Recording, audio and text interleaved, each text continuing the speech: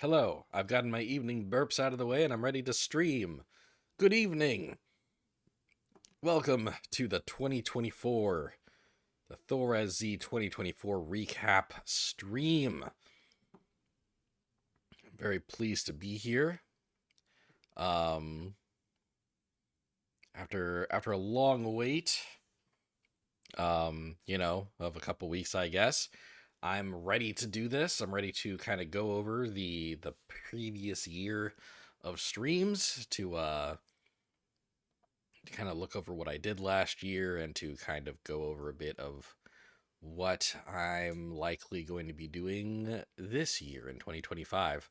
Um, yeah, thanks for waiting, guys. It's like, I wanted to put some assets together and stuff. And I still haven't put together like the ideal amount of assets. This stream's going to be kind of bare bones in terms of presentation and stuff, but I was able to make some images and things and put some stuff together presentationally. I feel like there's also going to be like uh, a decent amount of like I'm going to toss a Word document up behind me and type into the Word document for a bit. Um, but outside of that, tonight should still be fun. We'll be going over my best performing streams, my best performing like YouTube VODs, we will be doing a versus Capcom roster building retrospective where I look at each of the 9 rosters that I made over the course of the last year and kind of make some tweaks to them here and there. We're gonna do a thing where each roster will have a character on, like, if I had room for one more character on the non-Capcom side and one more character on the Capcom side, who would I add to each roster? So we'll be doing that. I think that'll be a little fun. Um and yeah, then yeah, also 2025 talk. We'll, um maybe I'll look at like a 2025 and video gaming roster list. We'll look that up on Wikipedia, come up with some games that I might play on Fridays over the next few months, and also go over what kind of um my overall game plan is for 2025 in regards to the stream. Um I guess I will set your expectations a little bit in advance. It's not going to be great news. um but I think there's still stuff to look forward to this year. At least in terms of hanging out and uh you know, at least in terms of Twitch stuff. Stuff to look forward to in the real world seems incredibly scarce right now. Also, like, uh TikTok might be getting shut down in like 12 minutes in America. So that's fun. There's that. Um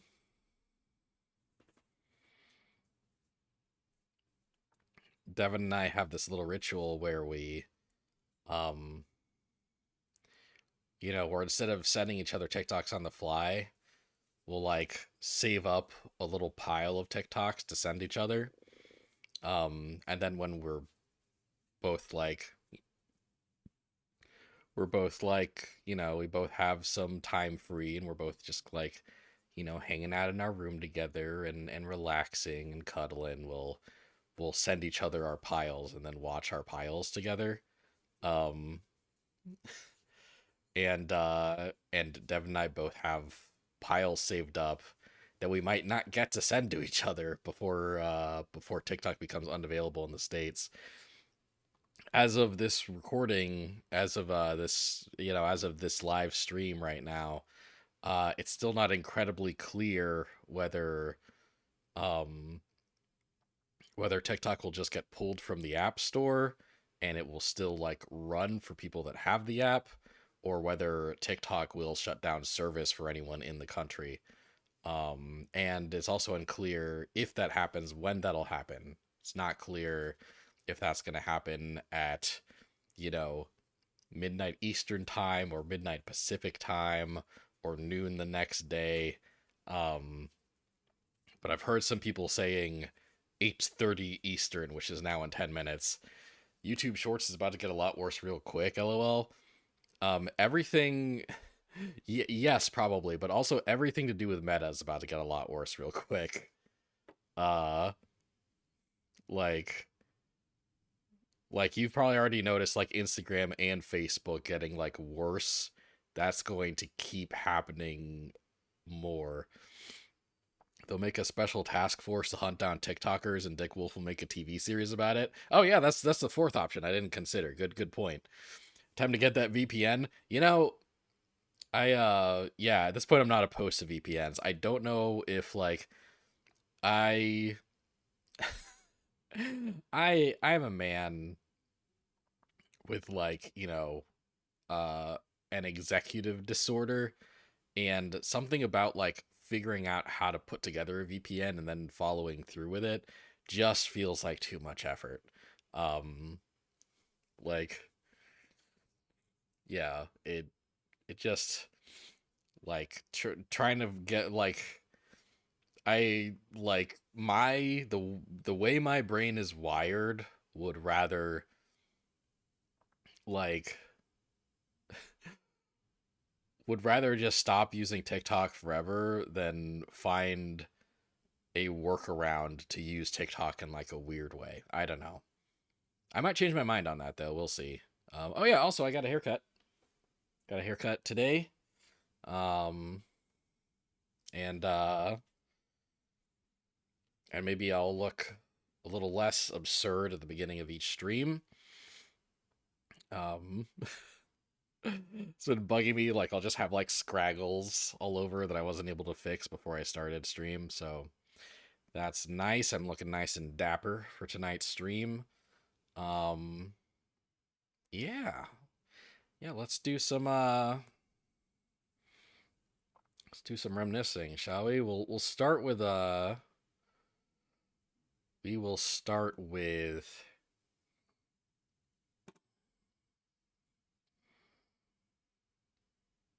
like top 5.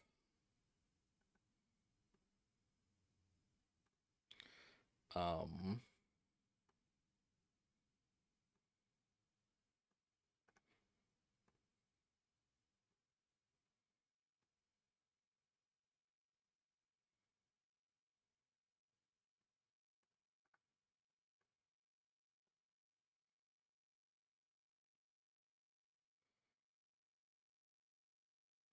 my top 5 performing streams.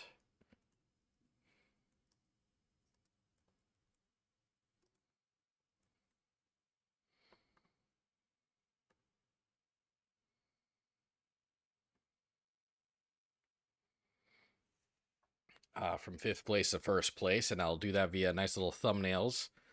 The 5th best performing stream, in terms of like peak viewers and like best performance, basically, over the course of 2024 was my first UFO 50 stream. People tuned in for that. And yeah, that was fun. My UFO stream, my UFO 50 streams, and my VODs didn't do too bad actually.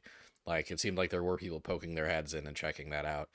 Um, and yeah, I'll be talking about these streams and like yeah, why I think they did well and what lessons like I've learned from that doing well.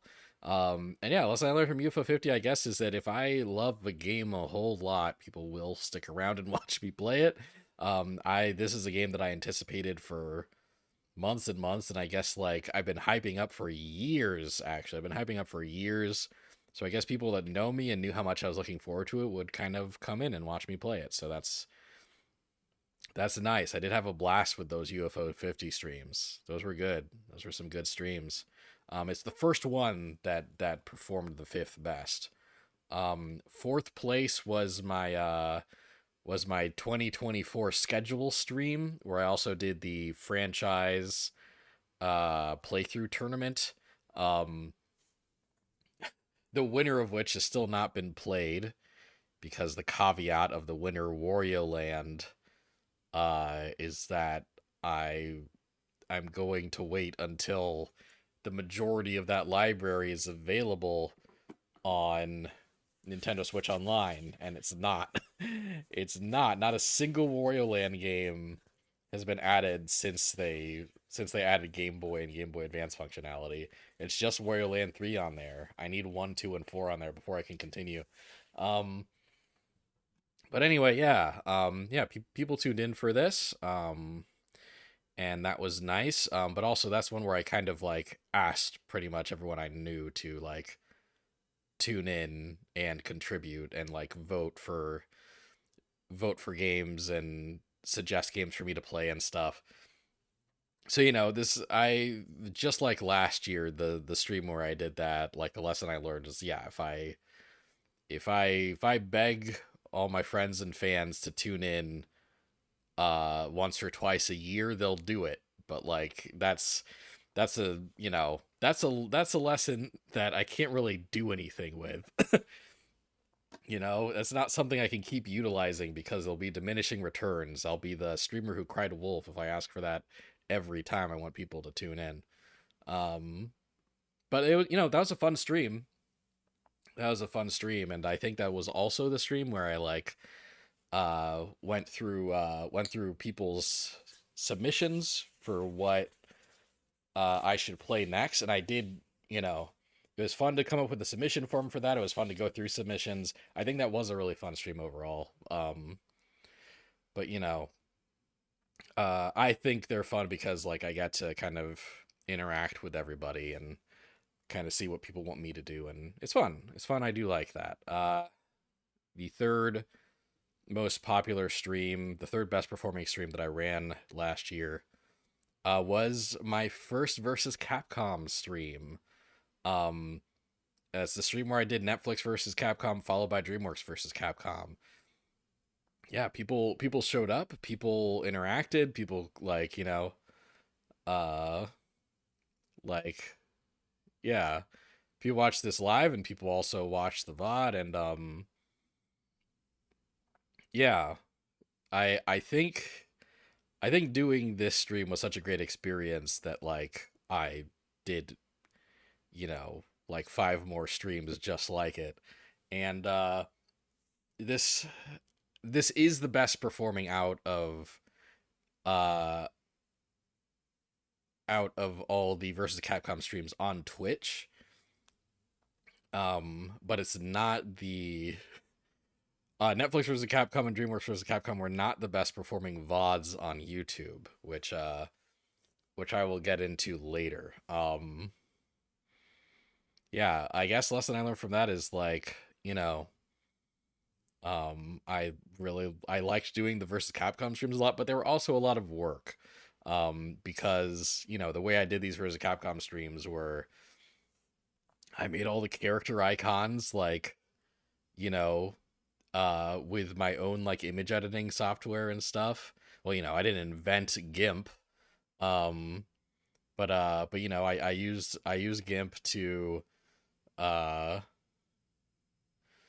to make all the character icons, and then I coupled together like a roster interface in OBS, and I combined all these elements to kind of make my own custom roster building UI, and I had to make so many assets for each stream that there would always be months between batches. Like I would come up with 2 to 4 rosters, stream those over the span of a week or two, and then come back with another batch of 2 to 4, like uh you know like 3 or 4 months later. Um, yeah, it's a fun stream format, and it's not super sustainable. It's something I can only do every now and then because it takes a lot of work. But yeah, these were really fun streams. I guess one other lesson is that like um people people like to see me do the streams that aren't me playing the video games, you know? Like uh 2 out of 3 of these so far are streams where I'm not actually playing any games.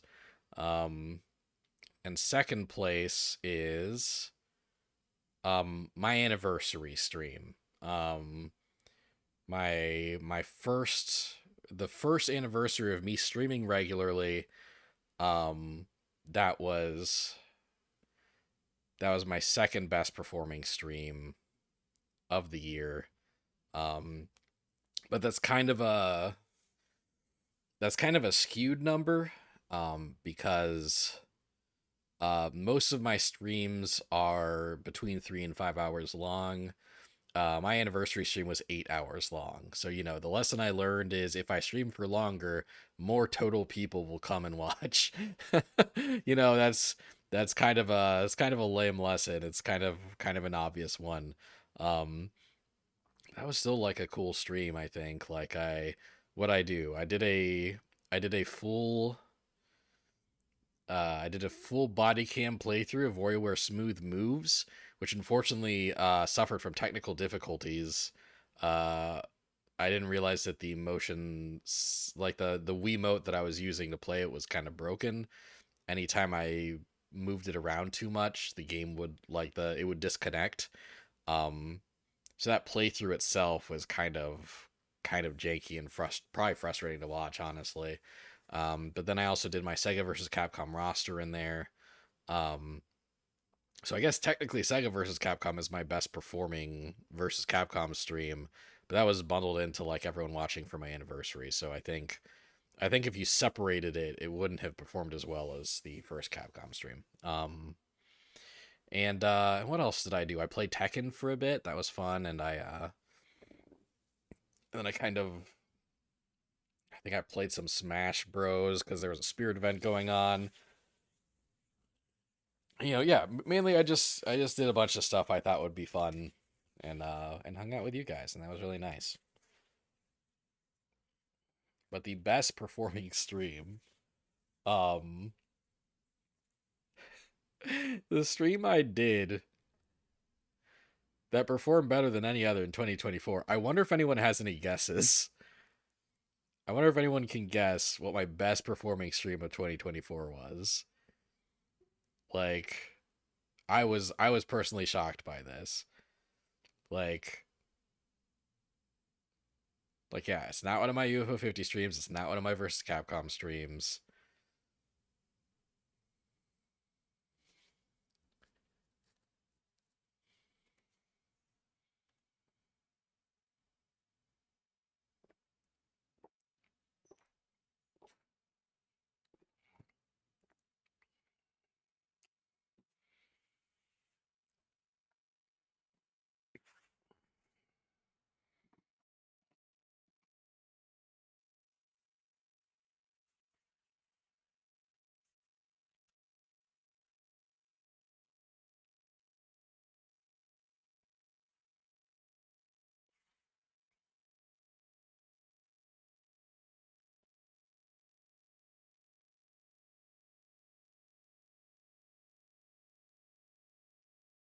So one of my manga streams. That's a great guess. That's a really great guess. But first place is actually my Blazing Strike stream. like so Blazing Strike, for those that don't remember or aren't really in the know, um was this indie fighting game, I think, published by Axis Games, made by kind of just one guy. Um, that yeah, it's this fighting game that kind of aesthetically and gameplay wise kind of cribs a lot from Street Fighter Third Strike, right? It's sort of supposed to feel kind of like It's made in that era of games, and it's got a lot of really great character designs and some cool and creative move sets, and it had a decent amount of eyeballs on it. I think a lot of people were curious about this game. It comes out, and it is a game with cool move sets, creative characters, some neat ideas, but it is also a buggy mess, and the single player is bad. Um, and so like, uh, and so it's getting bad reviews. Um, it has like especially when it launched, it had a negative or mostly negative score on Steam. Um, and me not knowing any of this had already bought the game for $50. This is important. This game was $50, and locked into Stream for it. And I think and basically what ended up happening was uh I start streaming this game within a couple days of it coming out to very negative reviews, and a bunch of people watched me play because the reception was already so like vocally negative that I think a lot of people wanted to see the game for themselves before they risked buying it. And I happened to be the guy streaming it at like 8 p.m. on a Friday night. um so yeah, like crazy, like for me like I should say, like, I'm never getting Markiplier numbers or anything, but for me, like pretty substantial views of like me playing this kind of busted game, and it like breaking several times while I played, me me waiting in the lobby for like 15 minutes at a time for anyone else to play with. What would happen a lot of the time is like I'd fight the same person like 10 times in a row because we kept matching up with each other. One person jumped into the stream to play games with me online, and that was fun. He was better at that game than me. Um, you were never gonna guess Blazing Strike. You probably forgot it existed. I bought that game and I forgot it existed. But yeah, I don't know what lesson I can learn from uh if I buy a $50 game that's a piece of, no, it's not a piece of shit. That's so rude to that game. This game is a game with promise and like cool things about it, but just like didn't really stick the landing on the execution of what it promised, on a technical level, really. Like on a conceptual level, I think this game is kind of great. But yeah, it's just too buggy, and for a game that came out like after like 5 years of development, it still felt kind of rushed. I just had to play more beautiful messes. Beautiful messes. That's such a nice way to put that. Yeah, I that's what I'll call Blazing Strike. I need to play more beautiful messes. I need to buy more expensive beautiful messes. Games that are too much money for people to justify spending normally, and I'm the guy that takes the fall. I'm the guy that takes the fall, and then you can watch me play fucking Bayland Wonderland at full price. Uh, I think Blazing Strike wasn't as bad as Bayland Wonderland. Um,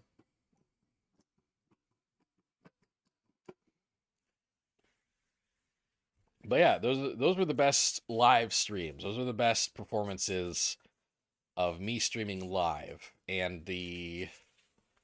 um and the YouTube VOD performance, completely different, completely different. Um,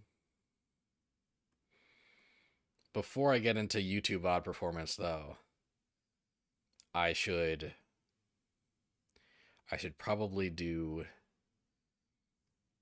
the versus Capcom roster building retrospective, because what I'm gonna do is I'm gonna go over each roster in order of VOD popularity. Um, Like basically I'll start with the one that got the least views on YouTube and I'll end with the one that got the most views on YouTube. If I just tell you what my best videos were on YouTube over all my streams, then that kind of spoils the retrospective. So we'll do the retrospective now. Um and this I don't have a lot of pre-prepared assets for the top, for the worst to best. So I'll pull up a Word document for that part. But we'll be hopping into the rosters themselves. Be hopping into the rosters themselves for the retrospective. So,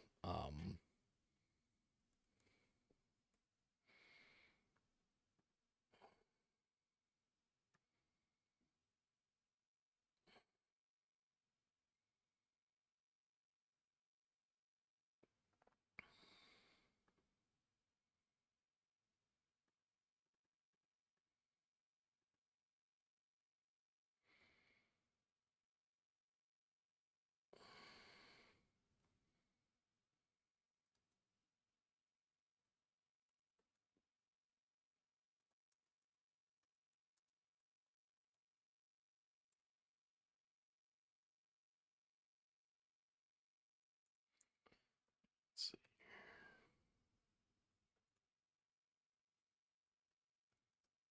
Okay, cool.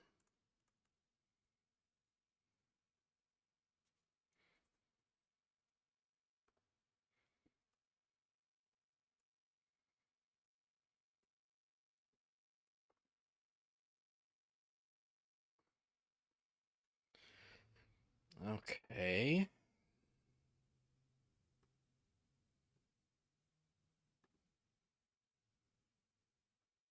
Nice.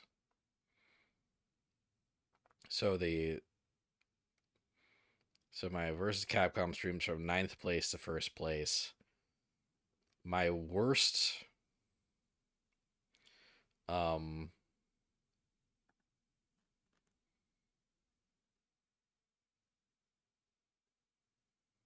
should also hold on.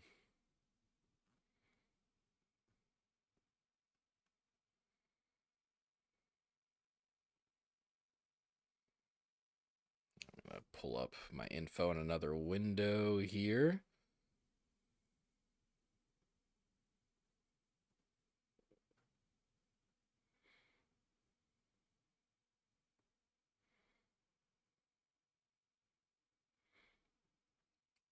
So my least popular versus Capcom stream is MiHoYo versus Capcom with 85 views on the YouTube VOD.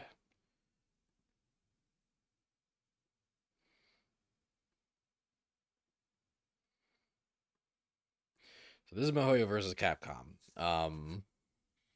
Yeah, this was a roster where it was Capcom versus the company that makes these big crazy free to play gotcha game experiences. These are the Genshin Impact guys, the Honkai Star Rail guys, the Zenless Zone Zero guys. Um and yeah, I thought it'd be interesting to make a roster uh where characters from those three games and some of MiHoYo's other projects face against Capcom's big IP. And yeah, what guess I can pull up the guidelines for that. Yeah, basically, yeah, like it was a lot of the Capcom characters I picked were characters with like anime vibes, characters with weapons. Um, it was going to be a 2v2. The key mechanic was the perfect switch where you can spend resources to give a partner a character specific boost when swapping.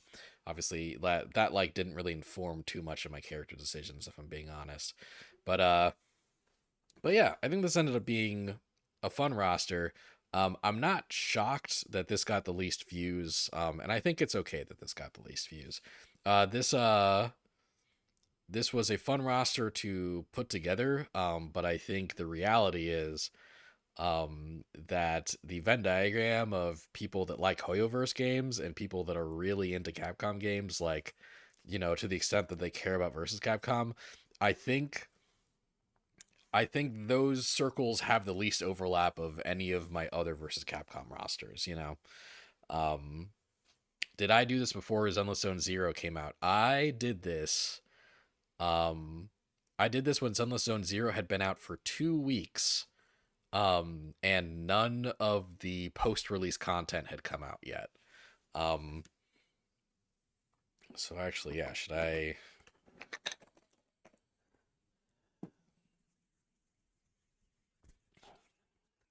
highlight certain characters here? Um,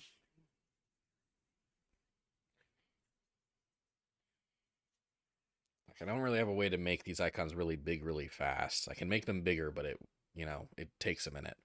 Um, so I guess yeah, I guess basically this roster was Ryu, Chun-Li, Crimson Viper, and Ryu, Chun-Li, Crimson Viper, Kimberly, and Seth, all from like various Street Fighter games. Um, Raiden Shogun, Tartaglia, uh, K. Oh God, I forget this dude's name. What is it? Hold on. Um, Katahara Kazuha or something. Um, Katahara Kazuha, yeah. Um, Zhongli. Oh, you know what? Yeah, I can actually kind of do this, I think.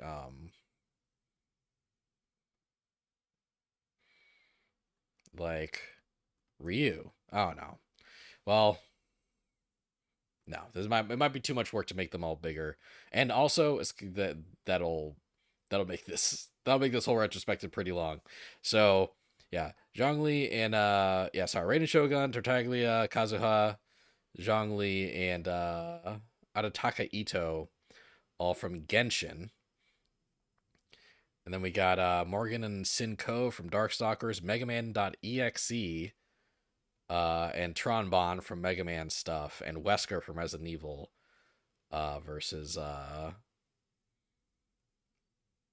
March 9th, Don Hong, Imbibitor Lune, Brania, Silver Wolf, and Firefly all from Honkai Star Rail. And I did Mega Man EXE specifically because Honkai Star Rail has this thing called the Simulated Universe where you go into the internet and do dungeons, which is what you do in Mega Man EXE. So I thought that was cool. Then we got Dante Amaterasu, Fulu, Dante from Devil May Cry, Amaterasu from Okami, Fulu from Breath of Fire, Vanessa Z. Schneider from PNO3 and Strider Hiryu, just as like various kind of like, cool anime fantasy characters with weapons. And then yeah, Zenless Zone Zero. Um, I picked Nicole Damara, Ambi Danara, Von Lycaon, um, and then thank God, who is this again? This is right, Kiana Castellana and her share of the Void from Honkai Impact Third. Um and yeah, like I kind of weaved a story around this. A lot of fun like anime characters interacting. Did 2 seasons of DLC like I always do. Um and and yeah, like I think I came up with a fun roster, but I see why like it's not the most popular one. Um yeah. So for each of these rosters, I'm going to do like if I had room for one more character on each side, who would I add? And like would I remove anyone? Would I remove any characters to like make room for those characters? So for Mihoyo, I think like I picked Von Lycaon because I thought he had a cool design, but honestly, it feels like he's not very important in the grand scheme of Zenless Zone Zero. Um, so if I were to add one character on the Mihoyo side, I probably would remove Von Lycaon to make room for a character that released after I did this roster. Um, and that is Jane Doe from Zenless Zone Zero. And yeah, I made little icons for a lot of these characters. Um, so this is almost like a little tiny piece of DLC. Um, Jane Doe is like Jane Doe is the character that made everyone realize like definitively that Zenless Zone Zero was like a Gooner game. like like her marketing was like so horny. But honestly, like her character design is great. Her moveset's really cool. Um and she's just got a great personality and a fun vibe. And uh they would absolutely fucking put her in the game. If this game existed, Mihoyo would put her in this game in a heartbeat. Like instantly, 100%. And it's funny, I don't really I've stopped playing Zenless Zone Zero. I haven't played in a while. I didn't really mind Jane Doe being kind of a Gooner edition, but then they kind of went the horny marketing route for like the characters that look like children, and that was enough for me. I haven't played Zenless in months. But every now and then I'll I'll hear about a Zenless update, and it doesn't seem like any characters that are like as big and iconic as Jane Doe have released for Zenless since then. So Jane Doe is pretty easily the character I would make room for. On the Capcom side, um, one thing I realized is that um, a lot of my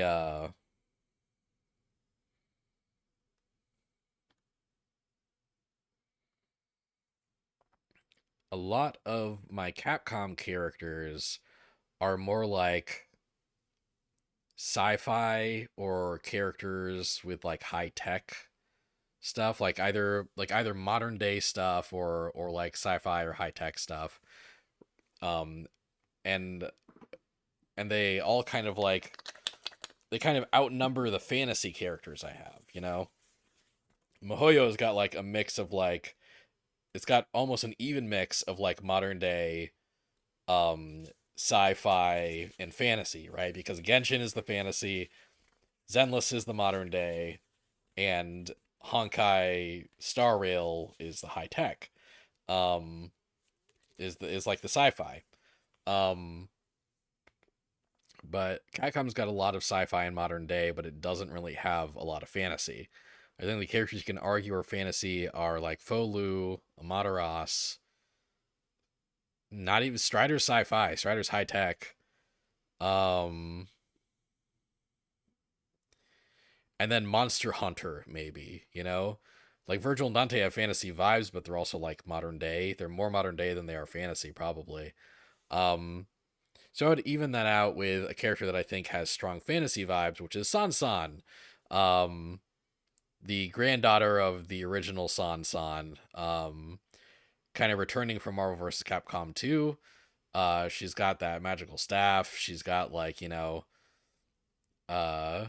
bunch of like wacky little abilities, and as like a beast person, like a little monkey girl, I think she'd fit in with kind of the beast like characters from Zenless specifically. Like she could have dialogue with like Ben Better. Um, is ZZZ even a Gooner game? You've seen games that go way harder on the Gooner bait, lol. Um, it is a Gooner game, yes. Like it is that game is pretty horny, and I think it's like more aggressively horny than either of its other games. Like Genshin, uh, like Genshin and Honkai Star Rail they're both filled with like hot characters. Um, but I think neither of those games kind of actively objectify their cast the way that Zenless does. Um, I think especially compared to Mihoyo's other content, Zenless is the Gooner game out of the three. I don't disagree that there's games that go harder on that. Um, but Zenless still is. Zenless still is the Gooner game. But yeah, San would be who I'd add on the Capcom side. I don't know if I'd I don't know if there's anyone I'd remove from the Capcom side to make room. Um, because I think the base roster is really good. Um,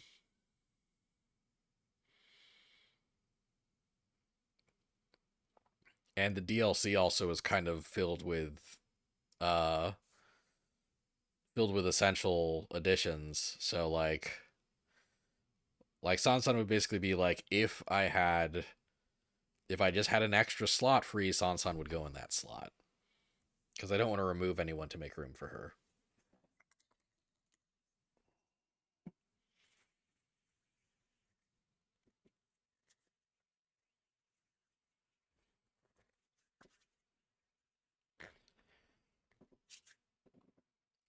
But yeah, yeah, Mihoyo vs. Capcom. I think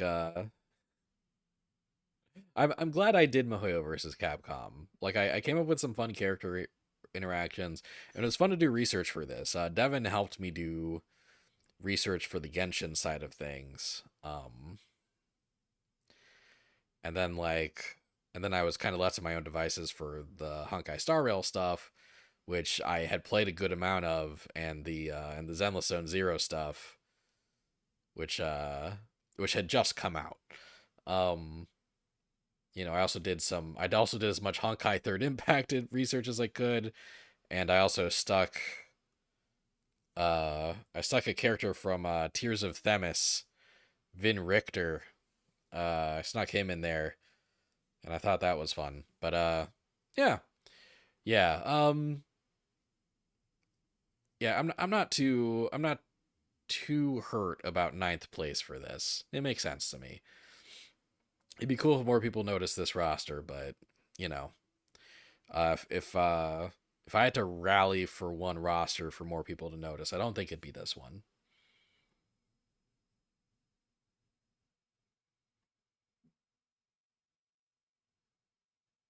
Okay.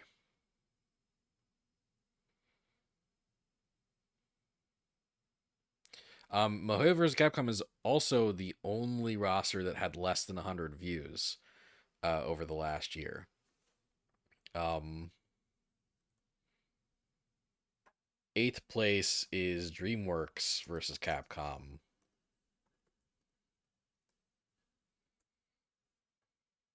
with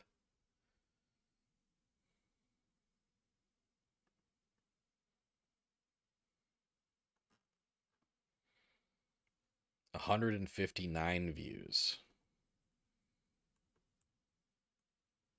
So in fact, Mihoyo vs. Capcom is the only one with less than 150 views. Like DreamWorks vs. Capcom has almost double the views of Mihoyo vs. Capcom. But I digress.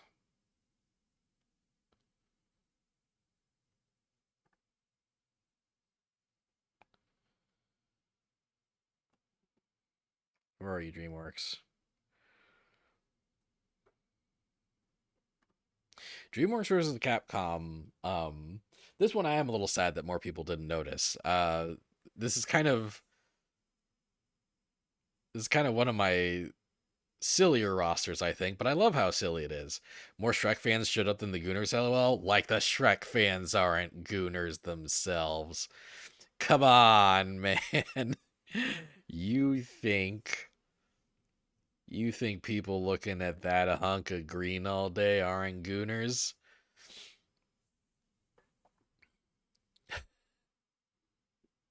You can't spell Gooner without ogre. You rearrange the letters in Gunnar, and you get ogre.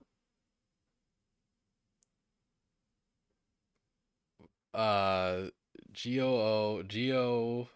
Goner, Ogre.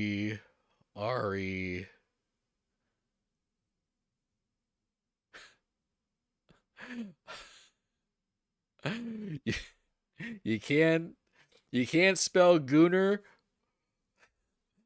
without on ogre.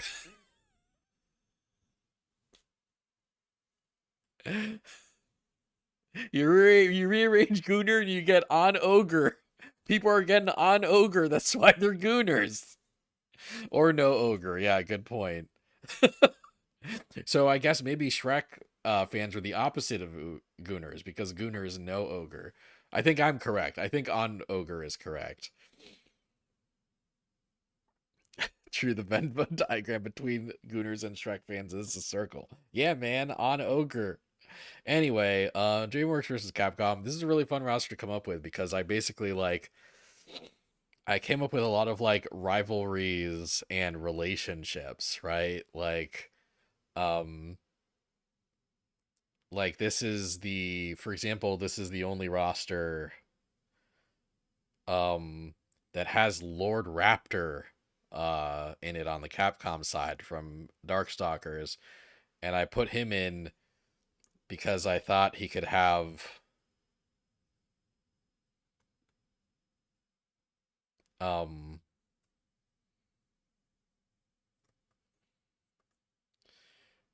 I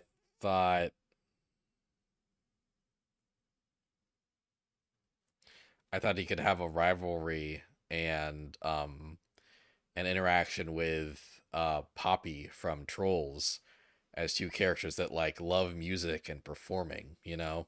Like they'd become friends over the course of the story, right? Um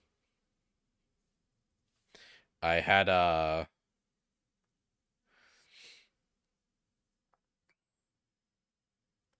Captain Commando in here um commanding his entire team from his arcade game, like the baby in the robot suit and you know those other characters, um because I wanted him to interact with the penguins of Madagascar and have the leader of the penguins of Madagascar have an inferiority complex about what a better leader Captain Commando is.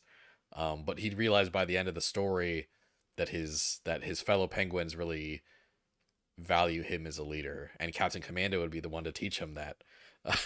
Right? I was just doing shit like that for the whole stream, and I had a blast doing it.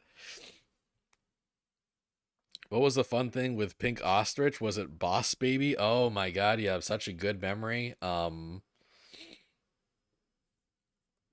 So yeah, I included Pink Ostrich from Battle Circuit, who has a girl named Paula Abdul, not kidding, riding her. Pink Ostrich is the name of the ostrich. Um or maybe the ostrich's name is Pinky. Anyway, the girl riding her, the ostrich is a girl ostrich. A little girl rides her. The girl's name is actually Paula Abdul. Paula is spelled differently. But still, yeah, in the story, I was gonna have the girl get captured, um, and then Boss Baby would ride the ostrich. Yeah, yeah, that's right. Although, really, I guess Boss Baby could also get in the mech that's piloted by the baby on Captain Commando's team. But anyway, yeah, that I think it was Boss Baby. I think you're right about that. But yeah, I really like this roster because I added a lot of characters that hadn't like the guidelines I had for DreamWorks, I think made me come up with uh some really creative like roster picks that I haven't done in any other Capcom roster so far, you know, Like, yeah, what was it? The key mechanic was, it was 2v2. The key mechanic was wishes, like a selectable buff that activates at a critical moment. But yeah, character guidelines were characters with big personalities, characters that could kind of like, like ham it up and like quip with each other and stuff, and also have a roster that's mostly family friendly. Um, DreamWorks has room for darkness and adult jokes and stuff, but like, every character kind of has to, most of the cast has to be like kind of family friendly to a degree. Um, they have to be like, a kid has to like kind of be able to see them doing their thing without getting too traumatized. Um, and yeah, from that, like, uh, I had Jeddah and the wolf from Puss in Boots as the bosses was a rad idea. Yeah, yeah, I had those two characters as the boss characters for this roster. Every roster I did, two characters in the base roster were like the bosses, where they would individually be playable, and show up and be like antagonists in the story, but then they would team up with each other to create a non-playable final boss.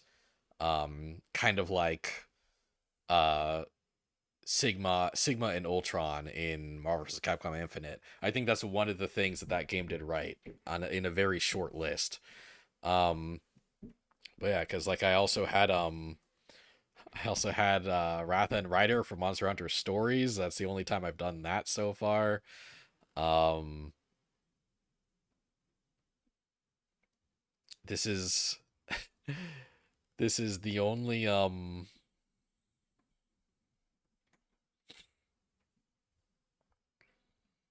this is the only versus Capcom roster so far to have my favorite character Dan Hibiki in it.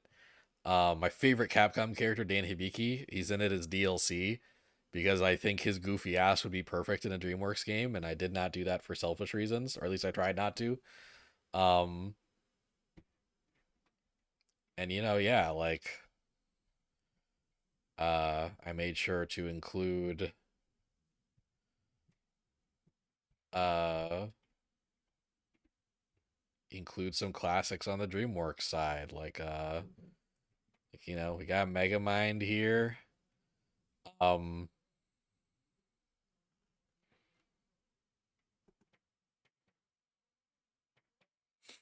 yeah, honestly, the more I look at this roster, the more I remember like thinking it's great and really liking it.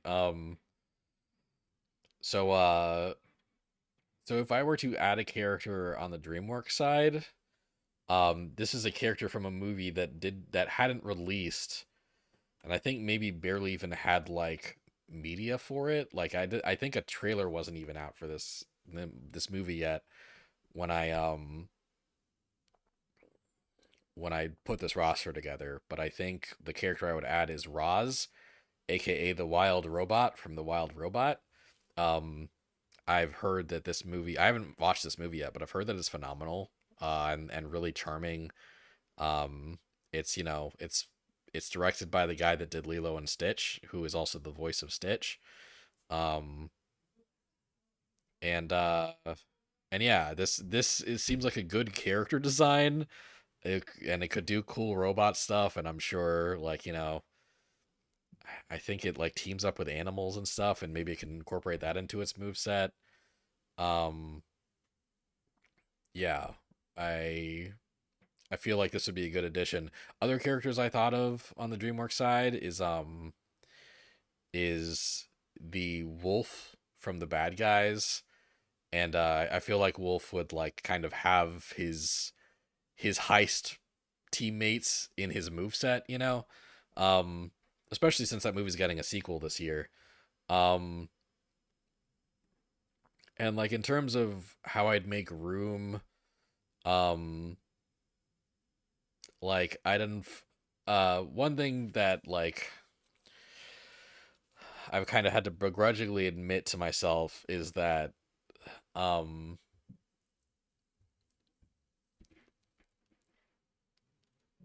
as much of a soft spot as I have for Um, as much of a soft spot as I have for Rise of the Guardians, um, two characters from that movie that hasn't been touched in all that time is probably too many because I had Jack Frost, the main character, but I also had Pitch Black, the main villain. And honestly, I think what I might what I might do if I were to redo this is that I would keep Pitch Black in the roster, but I would remove Jack Frost. Um and Pitch Black would just be kind of like, by being the only Rise of the Guardians rep, I think he'd feel even more like kind of like a left field like deep cut pick, you know? Um so that's what I'd do there. Um Yeah, that's what I do there to make room for Roz. But maybe I should even also remove Jack Frost to uh to make room for the Wolf from the bad guys also, because I think if this game came out in the next couple of years, Wolf from the bad guys would be in the roster. On the Capcom side, um I like having rivalries in this game, and if I'm putting a good robot in the roster, I should also put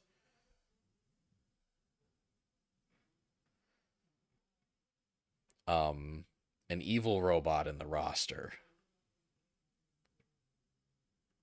So I'd put in Grandmaster Mayo from the Strider series. Yeah, this is the bad guy from Strider. He shows up in all the Strider games, and like he shows up in his spooky little android cyborg body and shoots lasers, and like he could be really this really intimidating like zoner character, basically. Just this guy who just fills the screen with electric balls and electricity and stuff. I think it'd be cool. Although I'm just realizing now, does Strider ever show up in this roster? No. But that's okay. Because I just decided that maybe Pitch Black would be in this game without his hero. um I should also probably make room for Strider. I think Strider would be great in DreamWorks versus Capcom, actually. But I don't know who I'd remove to make room, because I like all of the Capcom characters here.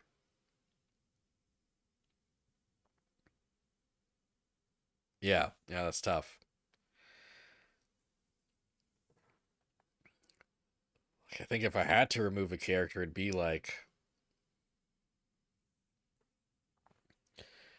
Franziska von Karma, maybe, and that just feels wrong.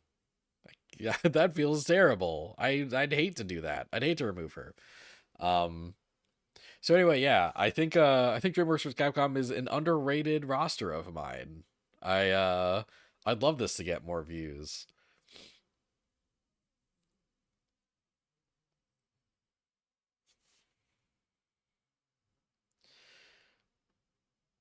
Like, yeah,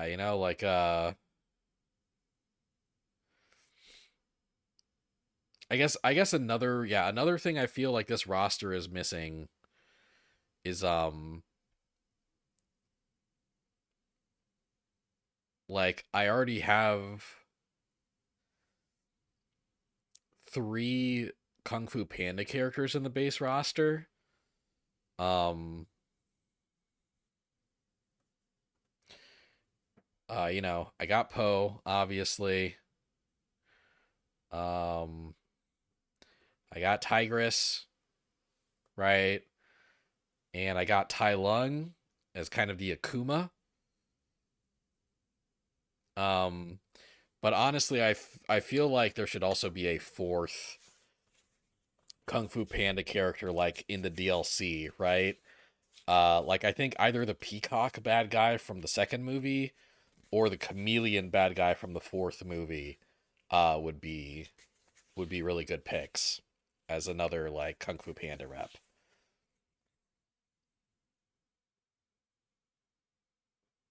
Oh, for Kung Fu Panda, would I replace one of them for the new protagonist they added in Kung Fu Panda 4? Zhen, played by Aquafina. I think the Aquafina Fox is that a Fox character, like a Fennec Fox or something?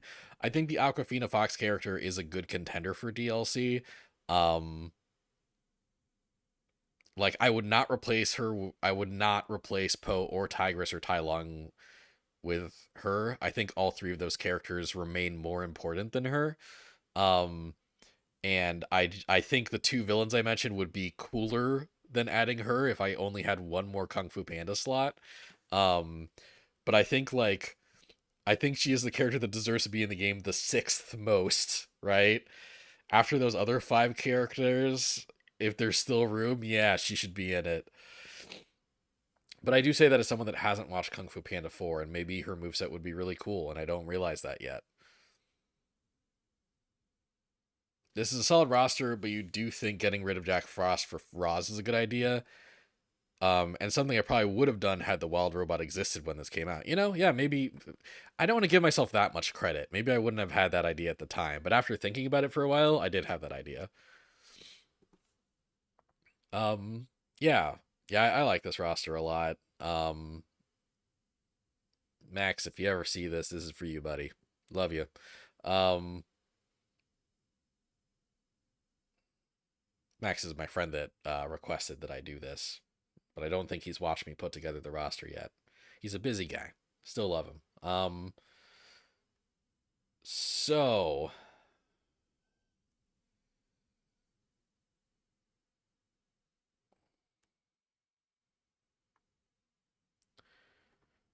um, so the next one, I'll probably be doing this for a little while, but you know what? I do love talking my versus Capcom rosters, and it's nice that I put this much work in and I can get more like discussion out of it. I don't mind doing this actually. Um, but I am lost in my scenes list on OBS. Where am I? Here I am. All right. A lot of the following rosters are like neck and neck. Like DreamWorks vs. Capcom, eighth place with 159 views. Seventh place, Netflix versus Capcom with 161 views. It's ahead of DreamWorks vs. Capcom by 2 views. But let's pull this up. So, um, when this was suggested to me by my friend and fan Garrett D, I thought like when I first heard Netflix vs. Capcom, I'm like, oh, that's a stupid idea. That's not really doable. That's not a feasible roster. I don't think you could really do that. There's too many Netflix properties that are owned by other people that wouldn't really play ball for this kind of thing. But then I started thinking of all the people that would play ball for this kind of thing that have Netflix shows. And, like shows that are owned by Netflix and tied into Netflix's identity. Um, and I managed to come up with a 42 character roster with that. And and I think Netflix's vibe really allowed me to again come up with a pretty unique and creative roster on the Capcom side. Let me pull up these guidelines again. Yeah. Uh Format was 2v2. The key mechanic I didn't really put much thought into. I'm like, traumatic event. You get a buff when your partner is KO'd because people die tragically and Netflix stuff. But yeah, the character guidelines were characters that were gritty and dark. Pick a lot of characters from M-rated games and also have characters that are realistic, on the Capcom side. Like characters that are more grounded and and like basically could be played in live action essentially, with some exceptions. Like I wasn't fully taking fantastical or unrealistic characters off the table, but I decided to stay with like a roster of characters that are like pretty grounded for Capcom, right? And yeah, I think one thing that was cool was being able to like, obviously Netflix's darling, Netflix's biggest property is Stranger Things. So like it was fun to like, put 11 um and Hopper and Vecna as, as the Netflix boss. Uh just putting them on that side and being like, "Oh, hey, their rivals wouldn't be the Street Fighter cast. You wouldn't see 11 versus Ryu on the box art. The characters that would interact with the Stranger Things characters are Resident Evil characters like Jill Valentine and Leon Kennedy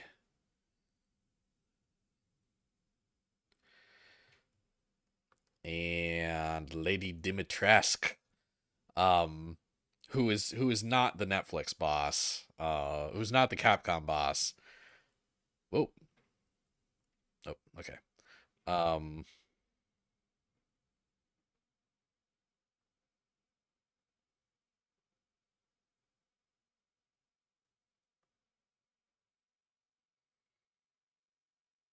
the the Capcom boss was Fortinbras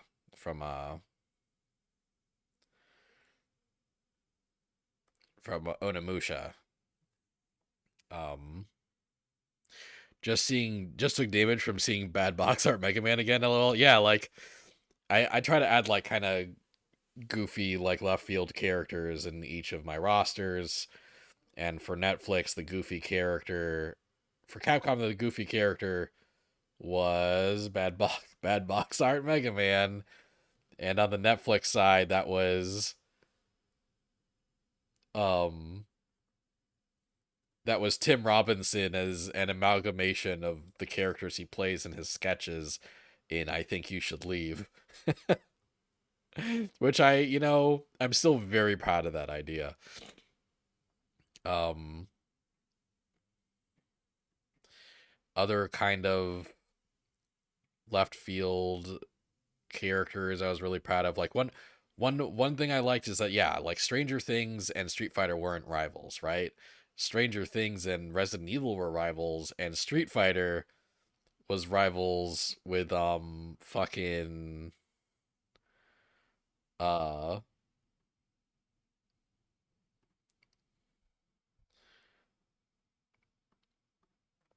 with fucking Cobra Kai, right? Like Ryu and Chun Li were fighting fucking Johnny Lawrence and and Daniel LaRusso, right? And then I also put I put Rainbow Mika in here. I think that's the only time I've put her in a versus Capcom roster so far, and made her rival Zoya the Destroyer from Glow. But other inclusions I'm kind of proud of. I have a character from Love, Death, and Robots in here. Fucking Carnivore from like the Kaiju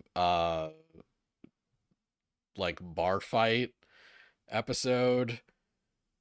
Who's rivals with fucking Zinogre from Monster Hunter, and they would definitely have like a pit fight in the story. Um,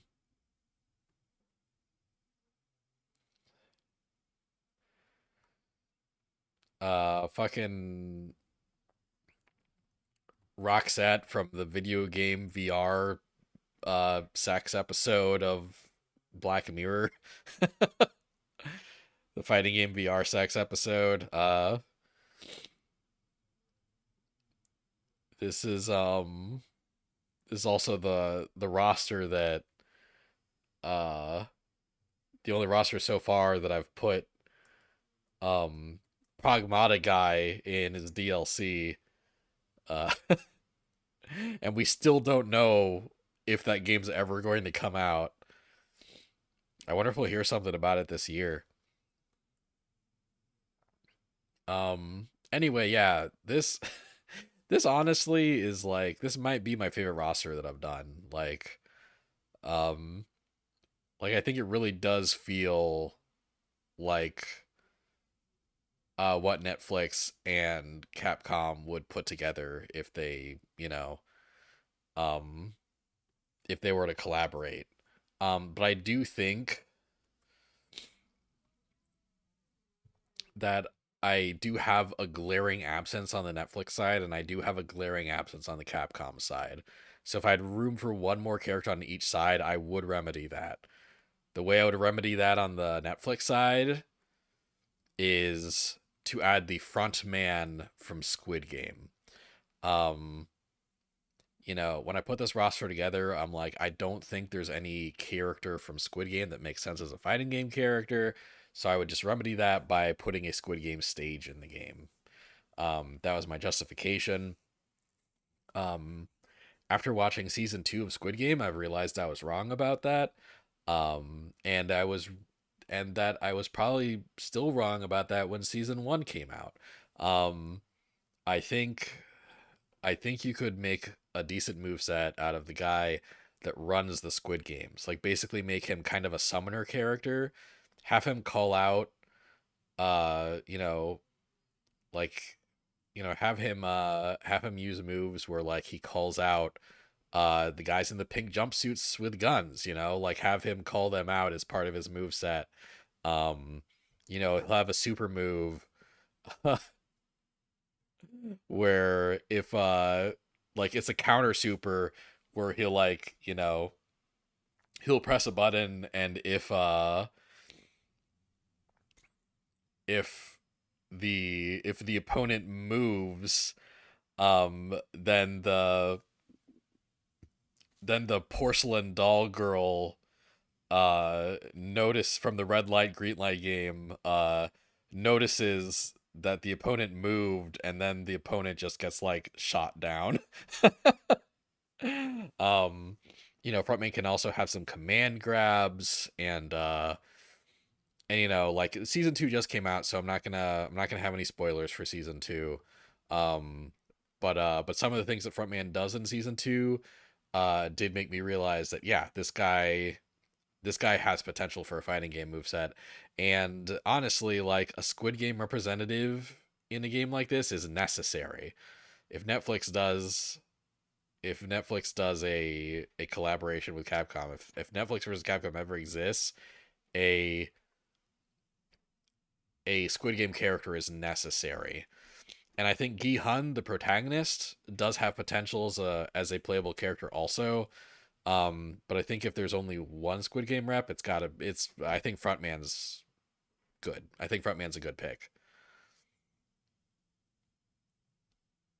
You hadn't seen that episode of Black Mirror when I made this, so when I said that Anthony Mackie has gay VR sex, it caught you off guard. Well, it's what happens. I don't want to tell you. Anthony Mackie has gay VR sex, and the episode's kind of good. It's a kind of a good episode. Um. Anyway, yeah. So yeah, I'd rectify that mistake. I would put honestly, I do not want to. Well, okay. Yeah, I know who I would remove actually. When I initially made the roster, um I was like, hee hee haha, I'm so clever. Uh Netflix has a Resident Evil Netflix series um with that adds an original character named Jade Wesker who's never shown up in any of the Resident Evil games. So she could show up as a she could show up as a Netflix rep and I'd make her DLC. Wouldn't that be funny? I as clever an idea as it was, as much as I was patting myself on the back for that idea, I think what I would do is, yeah, I would put I would put Frontman in the base roster. Um, and I think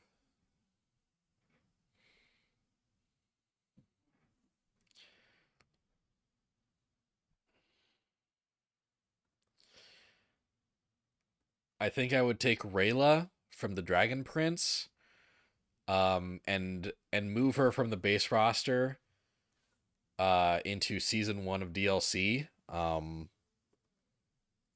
Callum from Dragon Prince would stay in the base roster, but he would be the only Dragon Prince rep in the base roster. I'd make Rayla season 1 DLC. Um,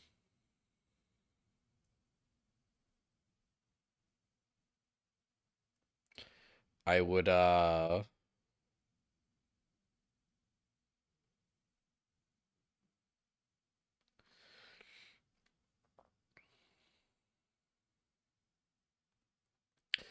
would move John Kreese from season 1 DLC to season 2 DLC, and then I would remove Jade Wesker from the roster altogether. Um, yeah, that's what I'd do to make room for the front man if I had to make room and I didn't just get an extra slot. The mistake I would rectify on the Capcom side is this. So at the time that I made the Netflix versus Capcom roster, I was like, it's like Frank West is a character that fills the criteria. He's like an edgy, he's a gritty character. He's from an M-rated game. He's pretty grounded. You know, he deals with zombies, but in kind of a grounded way. Um, but at the time I was putting this roster together, I was like, man, Dead Rising really fell off in popularity and sales. I think Capcom really wanted to be Dead Rising to be big for a while, but it looks like they are burying that franchise and we aren't going to hear or see anything from those games for a long time. That was my thought when I put together Netflix versus Capcom. And then um and then they released a remake of the first game last year. And gave Frank West a new character design. This is the new character design, I think. I think this is how he looks in the remake. Um and then I realized, oh, they're not done. They're not done trying to make Dead Rising a thing. So Frank West would 100% be in this game. He fits this game. He fits Netflix versus Capcom perfectly. He'd slide right in. um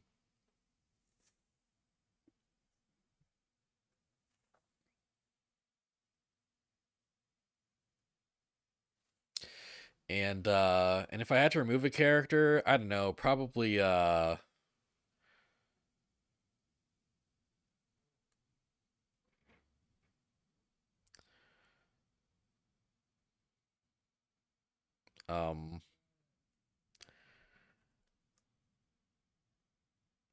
probably the Arisen from Dragon's Dogma / Dragon's Dogma 2. Um like, I think like at the time I made this roster, like Dragon's Dogma 2 hadn't come out yet, and obviously was getting a lot of marketing and stuff. It felt like Capcom would put a lot of emphasis on Dragon's Dogma 2 stuff.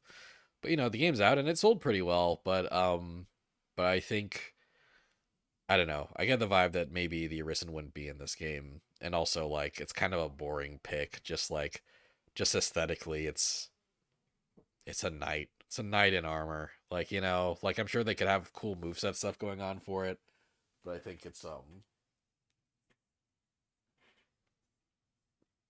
I think I would rather swap out the Arisen for Frank West,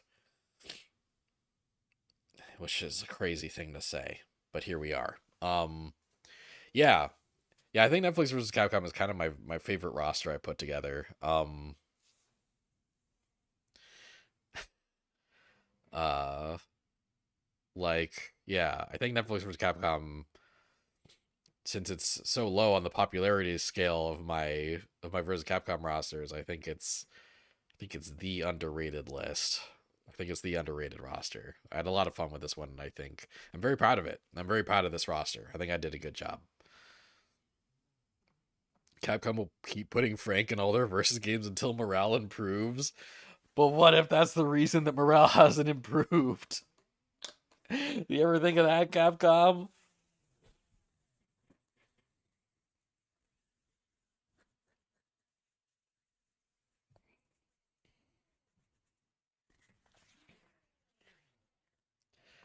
Okay, let's see.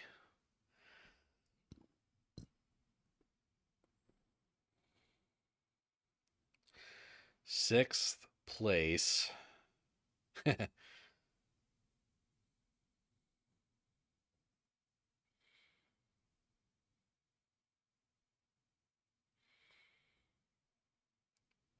Sixth place, and again, a lot of these are pretty close to each other.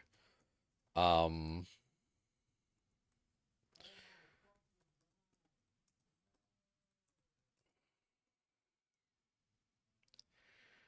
Sixth place is Konami versus Capcom. 176 views. Not too far off, honestly. Not too far off. What's funny is that this has been kind of climbing up lately. This has been getting like kind of a spike in views lately. I have no idea why, but there we are. Here it is. Um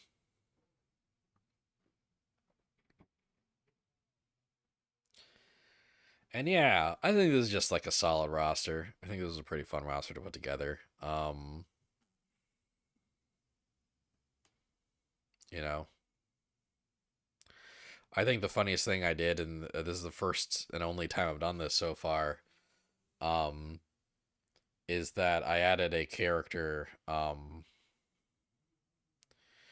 that is both a Konami and Capcom rep simultaneously, which is Gear Rex from fucking Metal Gear Peace Walker, uh, which had a Monster Hunter collaboration in it, and they came up with an original monster that was based off of Metal Gear Rex.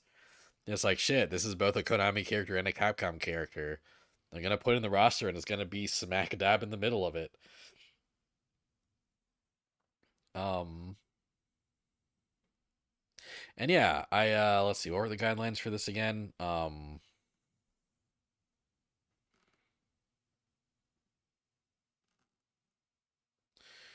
Right, 2v2 format, key mechanic sub items, limited use items that function as assist moves. That's a fun idea. I should have come up with like some examples besides, I'm sure I said the holy water, but anyway. Yeah, the character guidelines were to cover a wide range of IPs, current IPs, dormant IPs, deep cuts, and have a mix of fun and quirky and cool slash badass slash edgy. And yeah, I feel like I did a pretty good job with that, honestly. Okay, we got Street Fighter characters and Darkstalkers characters. We got Castlevania characters. Um, got uh, we got Bill Reiser from Contra up here. Uh, Luca Blight from Suikoden. Yeah, like it's a good mix over like we got what Hikaru and Akane from Parodius. We got Oolong from ER Kung Fu. We got Zack and Wiki. I think that's the first time, maybe the last so far that I've ever added Zack and Wiki. Um, Frank West is here. That's appropriate.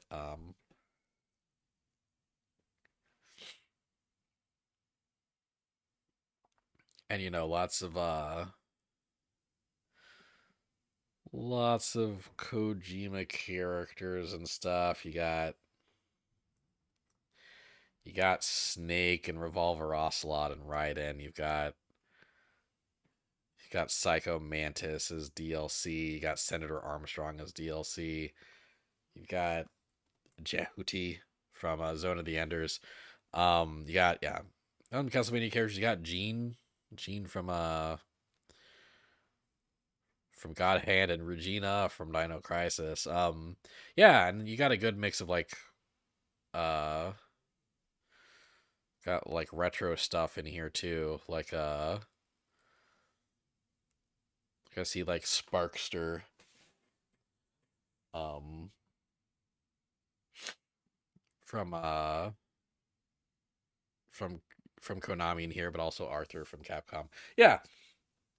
Yeah, I like this. I like this roster. I think it's a fun roster. I think it's got a good mix of IPs from both sides, big and small.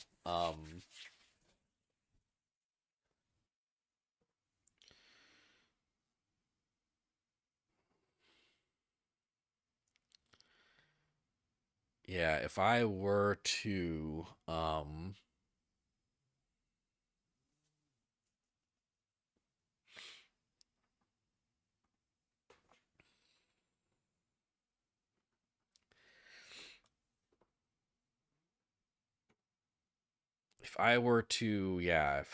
add characters, make room, etc., um, add one character from each side, I would do a better job acknowledging a pre-existing Konami and Capcom collaboration. I thought at the time it's like this is too niche of a reference. But the more I thought about it, I was like, no, I want to make the reference. So on the Capcom side, I would swap out regular Mega Man and put in Mega Man.exe instead. Um, yeah, I put Mega Man.exe in instead. Um, and and that is because on the Konami side, I would put Django from Boktai. Um, this is another Kojima character. Um, but honestly, I do think that Konami wouldn't give a shit. I think they'd be like, you know what? No, we're taking all of Kojima's properties and making money off of them, as we have done and will continue to do. So Django is from a series of Game Boy Advance and DS games called Boktai, um, where like the cartridges had like a little like solar sensor, and you would actually like uh sometimes to progress in the game you would have to hold your system up to the sun to get solar energy. um and I think you had to do that to like charge your weapon. It was nuts, but what's even more nuts is that uh there were collaboration events between Boktai and Mega Man Battle Network. uh like, if you like I think like if you I think there was stuff where like if you played uh like a Battle Network game on the DS with like a Boktai cartridge in the GBA slot, like you'd get to play like a special mission in both games or something. It was nut shit like that, like Django, like Boktai had there were Boktai games with Mega Man Battle Network content in them where Django would meet Mega Man EXE and vice versa. And and yeah, it was absolutely wild. Both characters were different genres from different time periods, but these characters did like Mega Man EXE and Django did like team up. So, what I would do there is have them be rivals and have them like recognize each other. Uh Have them, they're in the context of Konami versus Capcom, their adventures together would be canon, and they would interact and refer to the adventures they had together. I thought at the time that was a little too niche to do, but fuck it. Fuck it. Maybe it's a good idea actually. Maybe that's fun. Maybe I should let things be fun. Um my fiance's home. You could progress without sunlight, but charging energy was easier with it, as making the game impossible to beat without it would be insane, lol. Well, the game felt impossible to beat without the sun. Like when I played that game and it was nighttime, that game felt just too hard to the point that I thought it was like actually impossible. Um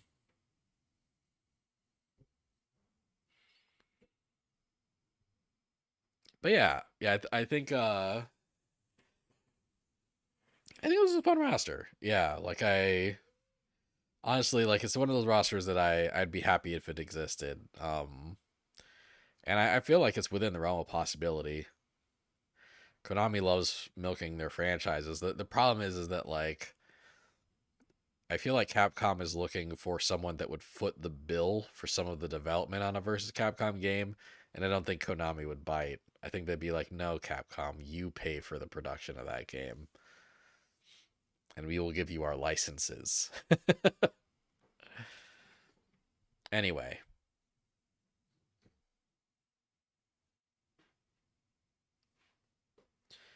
1 second before I continue.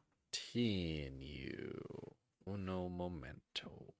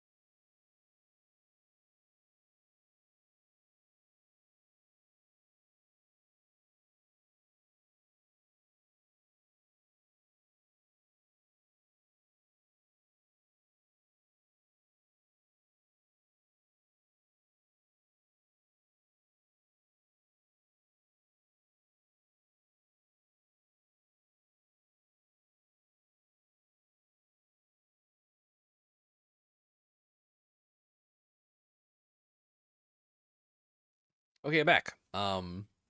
You'd love to see Goemon again in literally anything? Yeah, I think if Konami vs. Capcom did exist, I think a Goemon reference is almost a given.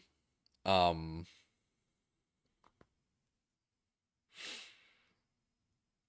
so yeah, now we're in the top five. My top five performing versus Capcom streams on YouTube. So fifth place at the end of the top five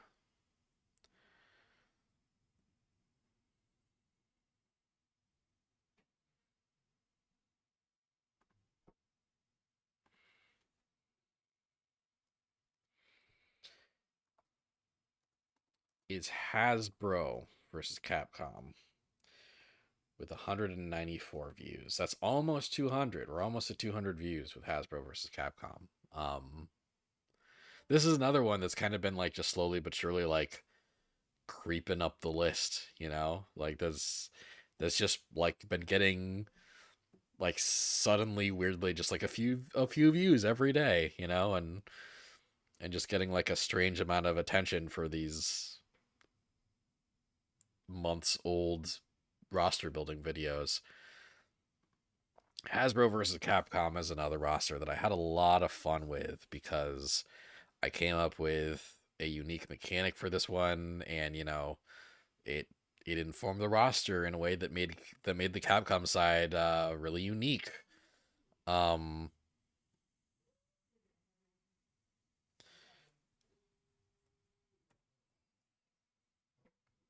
so the Hasbro guidelines, um, it would be another 2v2.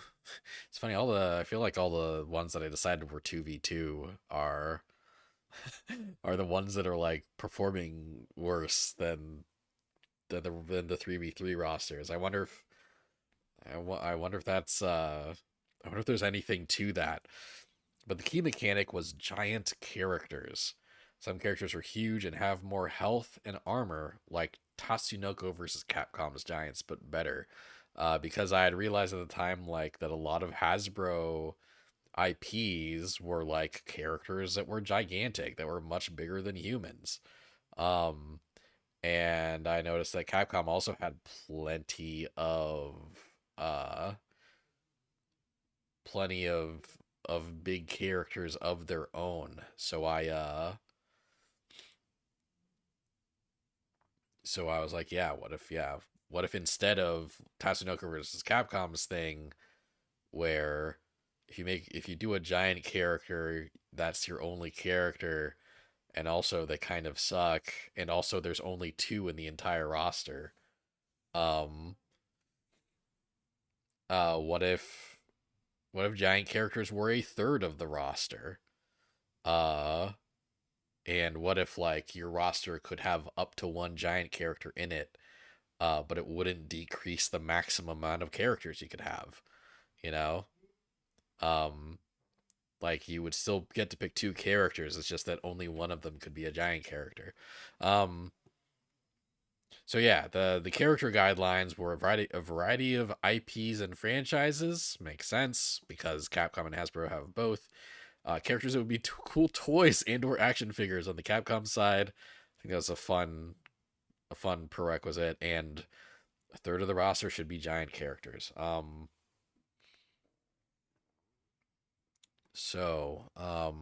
Two versus two performing worse, just like Marvel Infinite. Oh no, you're right. It's like the prophecy.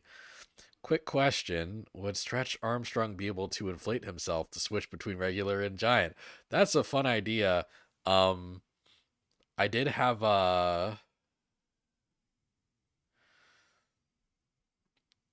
I did have in kind of the DLC, I had Bumblebee and Lady Dimitrescu as kind of like hybrid giant characters. They were technically regular sized characters, but there were instances in which they could kind of count as giants. So I guess you could kind of do that with Stretch too. That never occurred to me. You just saw Gloppy again. Yeah, so over in the DLC, I included Gloppy from Candyman as one of the giant. Candyland is one of the giant characters. Candyman is a whole different thing than Candyland. Um, yes, Gloppy are one of our Hasbro non-binary icons. Um,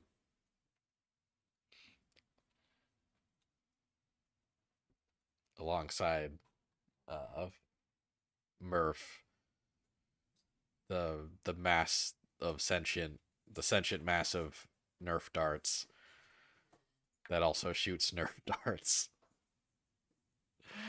Uh, yeah, this is a fun roster. This is a fun roster to come up with. Um, because I did the whole giant characters thing, um,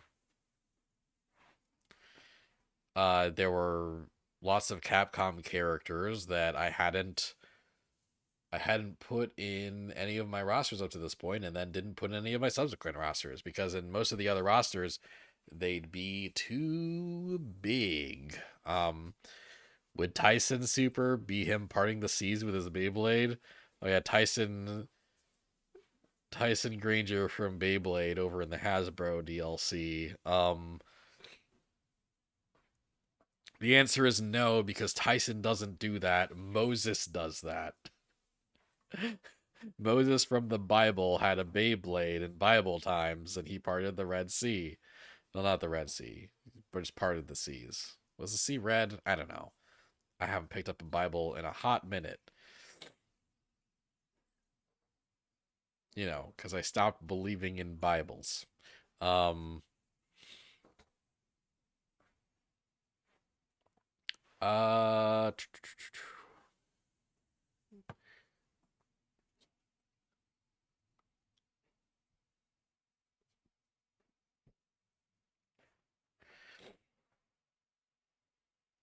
my fiance is doing kind little things for me, like refilling my hand sanitizer. He's very sweet, even as he grumbles and shakes his head as he walks away from me and glares at me as I narrate his actions.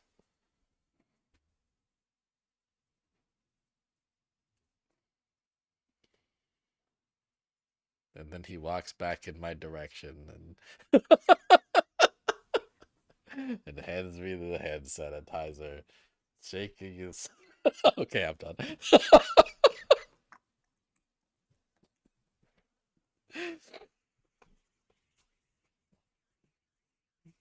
He's very sweet. I love him very much. But yeah, Hasbro versus Capcom. Yeah, yeah, I was able to, add lots of fun Capcom characters to the roster. What's actually funny is that like some of the some of the Capcom character debuts weren't even giant characters. Like I put one fun one is I put fucking Mariah from the Capcom developed Dungeons and Dragons game. Um because like is this character owned by Hasbro? We're not sure. But it wouldn't matter if Hasbro and Capcom teamed up. They would allow her use either way for this game. So like hooray. And yeah, like I had also as a non-giant character I had fucking like Pyron from Darkstalkers. I don't think I've put him in any other ones. Um I still think that's a pretty cool pick. But yeah, then also like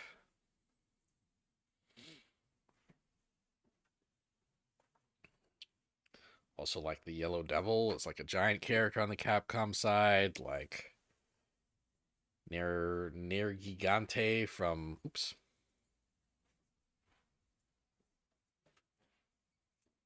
Why does it look the way it does?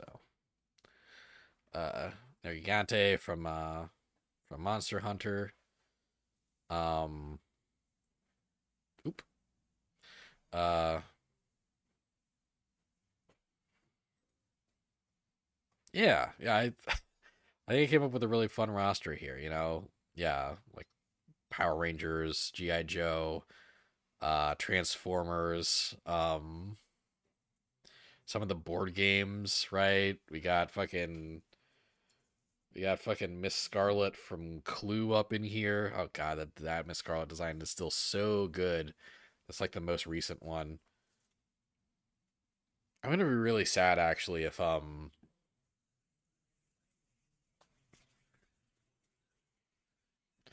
if they release a post-Trump version of Clue that makes her white again.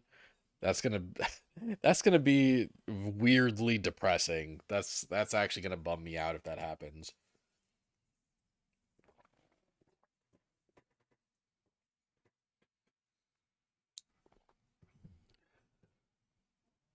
Um,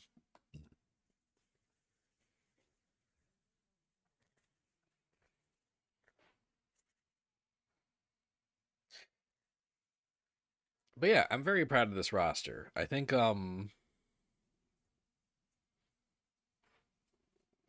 yeah, I think there's a non-zero chance of something like this existing one day. You know, like Hasbro and Capcom do collaborate a weird amount of times. Um, there was a Street Fighter collab with Magic the Gathering not too long ago. The Dungeons and Dragons Capcom game hasn't been pulled from storefronts like since the re-release in 2013. Like that game hasn't had licensing issues in 12 years. That's crazy. Um but yeah, if I were to make room, um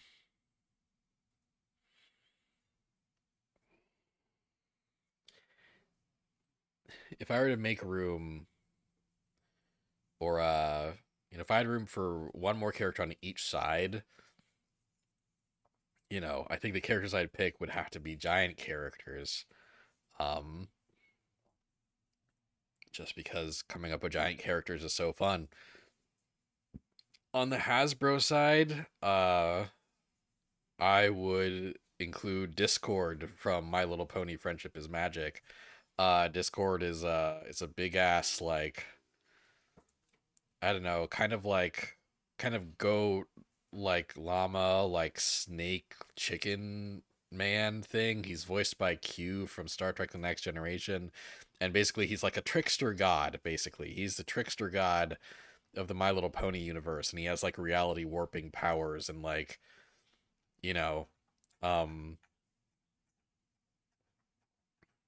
he sorry,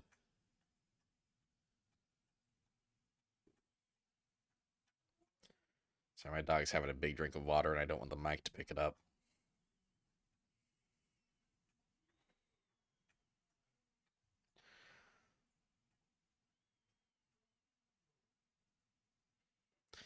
Uh he is a emote.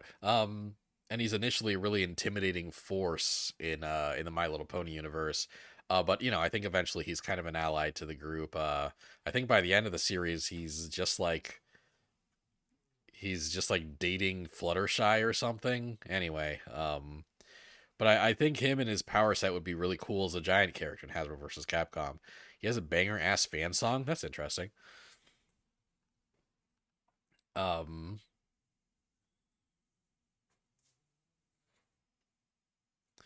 Fluttershy and Discord are BFFs. Oh, okay.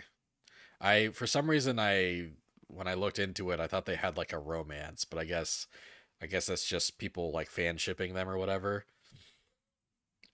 Like I know that Pinkie Pie ended up with Weird Al as a pony. So like I didn't even blink when I heard that Discord and Fluttershy were together because like because Weird Al as a pony like impregnated Pinkie Pie and had two kids with her. So like nothing no pairing is going to be weirder than that even if it's a goat chicken snake god with a Pegasus girl.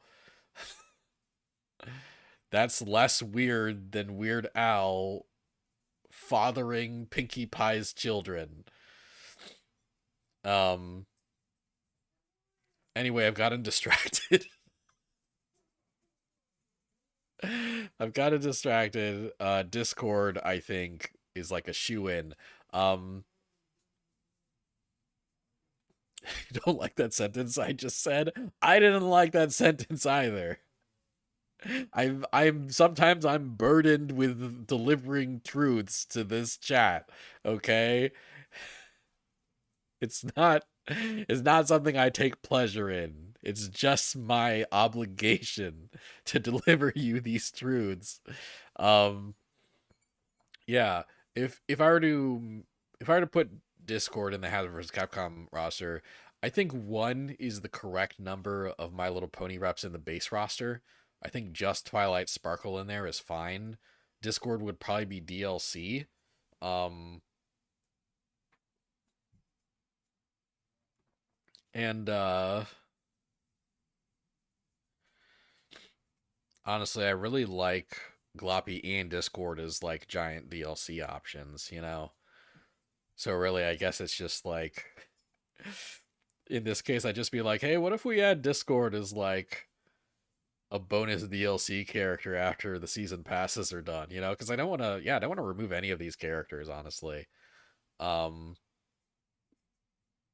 on the Capcom side, um, as a giant character, I would add Astaroth from Ghosts and Goblins, uh, who's like the big freaky dude with the purple head, but also the face on his chest and like torso that can like breathe fire. Yeah, like man, no matter which version of Astaroth you pick, he's pretty freaky looking. This version of him has kind of like a bug face, which is interesting. But yeah, like when I made this roster initially, Astaroth didn't occur to me, but then when Astaroth occurred to me after the fact, it's like, oh man, yeah, like Astaroth from Ghosts and Goblins would be a great giant character, just this big imposing dude breathing fire out of his belly and like, just like, just doing fucking giant like vampire bugman shit. I don't know. It'd be cool. It'd be cool, and it'd even be nice to find an excuse to put Arthur there in the roster somewhere to like fight him. Astaroth I would put in the base roster. Um Honestly, I think the Capcom side of the base roster has too many robots in it, you know? Like too many giant robots. Like cuz we have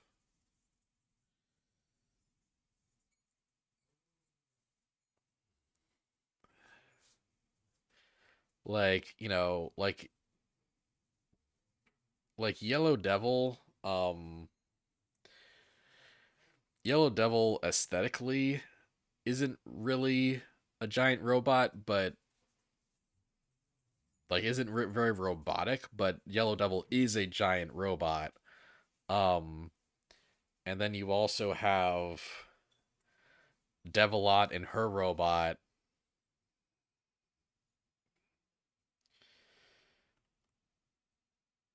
and you have G Kaiser from Tech Romancer. Um, the the only giant characters on the Capcom side that aren't big robots are Wizen, who is like, I don't know, a god or demigod, I guess, and Nergigante, who is a big dragon, big monster, big dragon. Um, and especially I think since Hasbro has it kind of has to have at least three giant robots by necessity, you know, like you need a Power Rangers robot. Optimus Prime is mandatory. Megatron is mandatory, right? So I think what I would do is I think uh I think G Kaiser I would move to DLC and then put Astaroth in the base roster. Um yeah, that's what I'd probably do for Hasbro versus Capcom.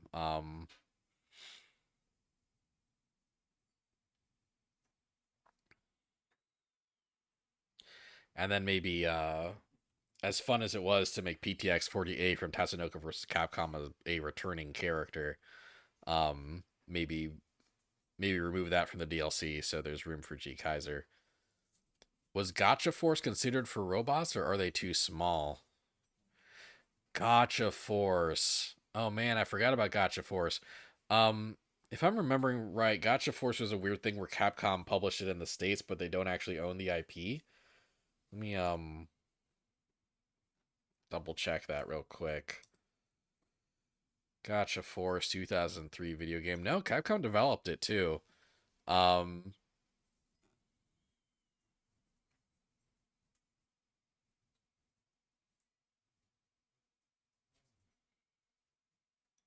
in March 2012, Capcom reprinted copies for the GameCube in Japan 9 years after its original release, which stirred talk of a possible future sequel, which did not happen. which did not happen.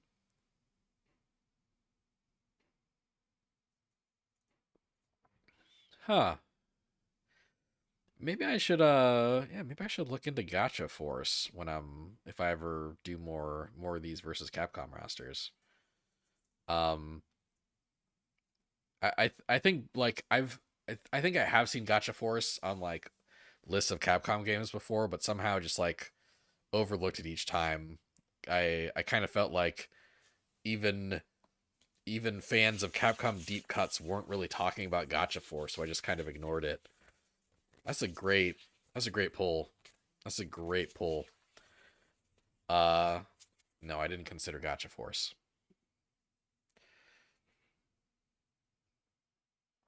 But yeah, yeah, Hasbro versus Capcom. I think I'm pretty happy with this one. Hopefully it keeps doing better.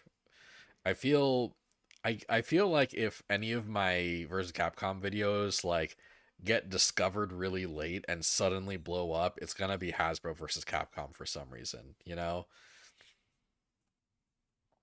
Like I think my videos have like two chances of blowing up, basically, right? One, if like one of these games actually gets announced at one point, people will be searching for roster talk of it and find my old video and watch it. Um uh but I think the second opportunity is like has Hasbro fans I think are just kind of that brand of fans that'll just like look for any discussion of Hasbro stuff and stumble upon my video. I think that's why it's been getting like these incremental views over time. Um and I feel like yeah, I feel like one day a Hasbro fan will find it and inadvertently spread it to other members of the Hasbro community. But but you know, I guess at this point I'm just writing fanfic for myself. um so yeah, moving on, I guess. Yeah, so that's fifth place. Um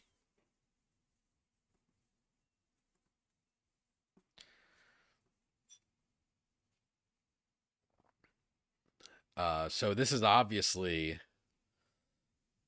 uh the last one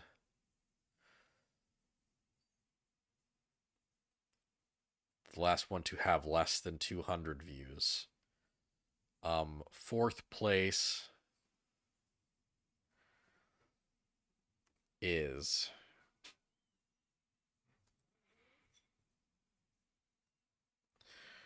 Square Enix versus Capcom with 275 views. Kind of a jump, actually. Kind of a jump. Um,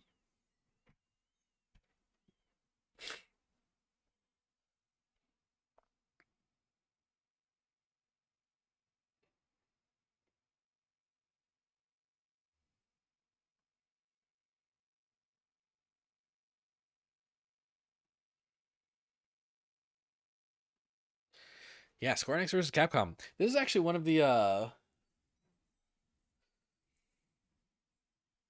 this is actually one of the rosters that was really stressful for me to put together at the time because like there were just too many options, you know?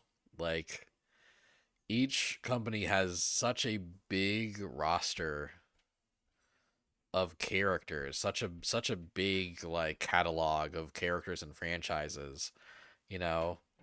Like like Square Enix has made more Final Fantasy games than I have slots in the base roster. Uh and they've made more franchises than I have Square Enix slots in the whole thing, you know, like and you know, some of these franchises are so big that they need multiple slots, so like I was sweating. I was sweating real hard. Uh oh, I'm gonna jump back one sec to Hasbro versus Capcom because I did have one other note for things I would fix. Um I have Astarion here as DLC for Hasbro. Um yeah, that was silly of me to do. Astarion would easily absolutely be in the base roster. Um I think I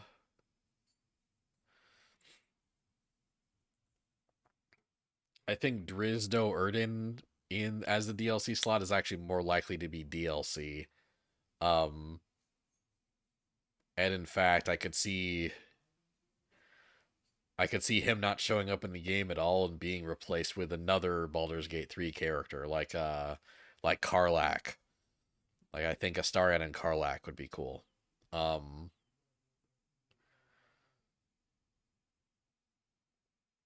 anyway, yeah, I'm ready to talk about Square Enix versus Capcom now. So yeah, this was a really tough roster to come up with. But I did it. I did it and I was never really fully satisfied with it. Um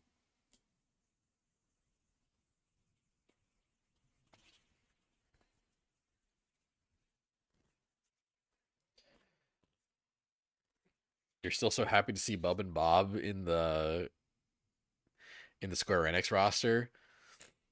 Like I said, space is precious on the base roster, so it's great to see some Bubble Bubble love. Also Gex.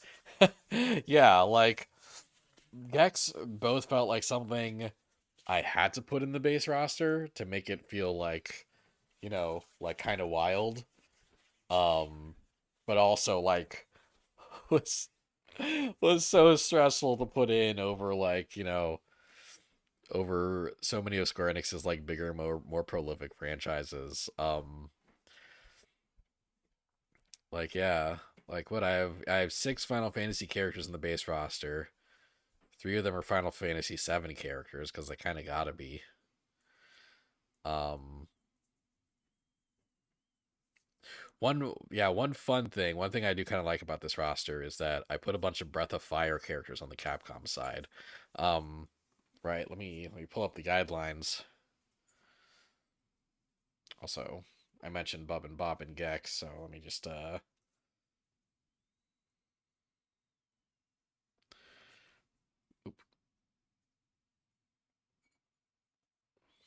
look, it's Bub and Bob. And look, it's Gex. Oh man, that was a funny icon that I made.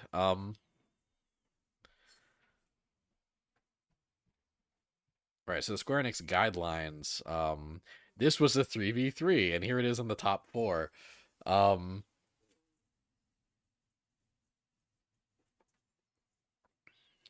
yeah, this was a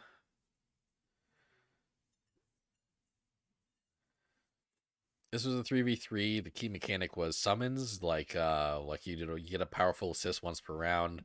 Some of these would be like actual summons from Final Fantasy, but you'd also have you know, like big ass characters from the Capcom side, like maybe Monster Hunter monsters and stuff. The character guidelines were anime vibes on both sides, weapons and characters with weapons and magic users, and also characters from RPGs and characters that had level up mechanics on the Capcom side. So one thing I did was I added a bunch of uh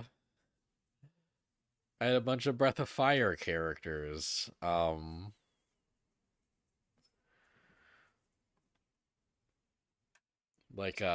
Like Ryu from Breath of Fire 3,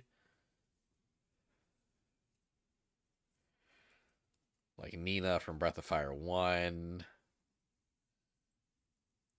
like Fo Lu from Breath of Fire 4, which I did put in other rosters because I think his design fucking rules and he'd have a cool move set. Um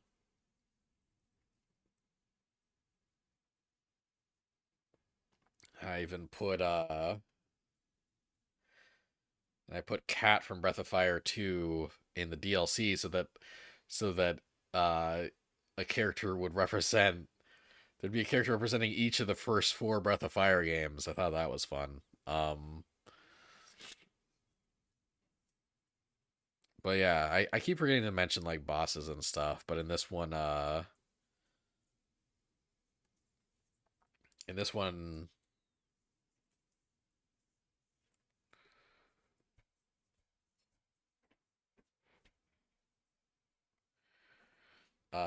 Gil was the boss character on the Street Fighter on the Capcom side, and of course, fucking Sephiroth was the boss on the Square Enix side. And yeah, I think I came up with a good mix. I had a bunch of like kind of fun, like conniving, like villains on each side. Like like I kind of imagine like a league of like spooky villains, forming in this game. Because you also got like Xehanort from Kingdom Hearts, and you got fucking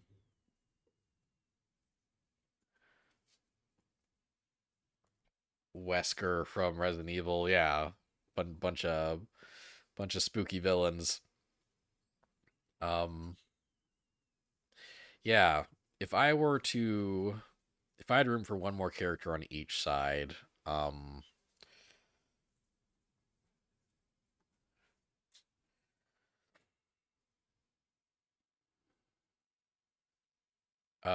Square Enix again was really really hard. I almost picked Aqua from Kingdom Hearts because I feel like more Kingdom Hearts reps would make sense. But I think I felt too much guilt over not having enough characters that weren't from either Final Fantasy, Dragon Quest, or Kingdom Hearts. So I decided to diversify the portfolio a bit more and include Rize from Trials of Mana. I think a Mana character deserves to be in the game. So like I try to find room for her somehow in the base roster. Um, you know, she'd have like kind of cool dragoon stuff going on. Um, which I don't think anyone else in the base roster is doing. Yeah, I mean, Cat from Breath of Fire has a staff, but still different. You think your only thing with this is that there's no "The World Ends with You" rep? You think I could replace one Final Fantasy or Dragon Quest character for Neku? Um, honestly, Neku was my second choice after Rize. Um, or rather, I feel like the characters fighting for this extra slot were Rize, then Aqua from Kingdom Hearts, then Neku from The World Ends with You. It was very close between all three of them. Um, but Rize has the history, you know. Um, like Rize has like the World Ends with You is is a franchise that kind of gets snubbed by Square Enix. Um, Mana is a franchise that that keeps popping up for Square Enix. It feels like it has more weight than The World Ends with You. There's also Star Ocean. Um, Welch Vineyard almost got this spot also. It was God, this game like it's so hard. This roster particularly is so hard and it always stresses me out. On the Capcom side, I struggled less with deciding on Nero from Devil May Cry. Like he's a character with anime vibes and a cool weapon. Devil May Cry is like one of Capcom's biggest franchises. I think uh I think he deserves to be in the roster like pretty easily. After how the sales of Neo 12 we went, after how the sales of Neo The World Ends with You, I call The World Ends with You 12 sometimes, and I think I'm the only one who does. But yeah, after how the sales of Neo The World Ends with You went, this might be your last chance to see Neku.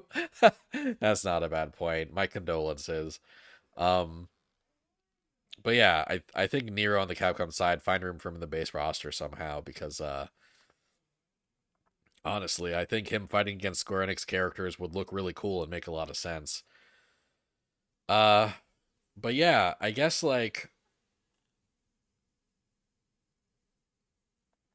I guess this somehow is my fourth most viewed versus Capcom video. I think what's funny is that I feel like generally my most viewed uh my most viewed videos are the ones that can manage to generate discourse, you know? Um like people in the comments telling me what I did wrong, and this one actually like had some, mostly had some very polite people being like, "Hey, I think you did a great job with the limitations you set for yourself. But I do think you kind of did the roster a disservice by not including X character or Y character." Like, Square Enix fans that watched this video were actually very nice about how I fucked up. Um, and I think that's very sweet. Like, yeah, what's some of the feedback I got?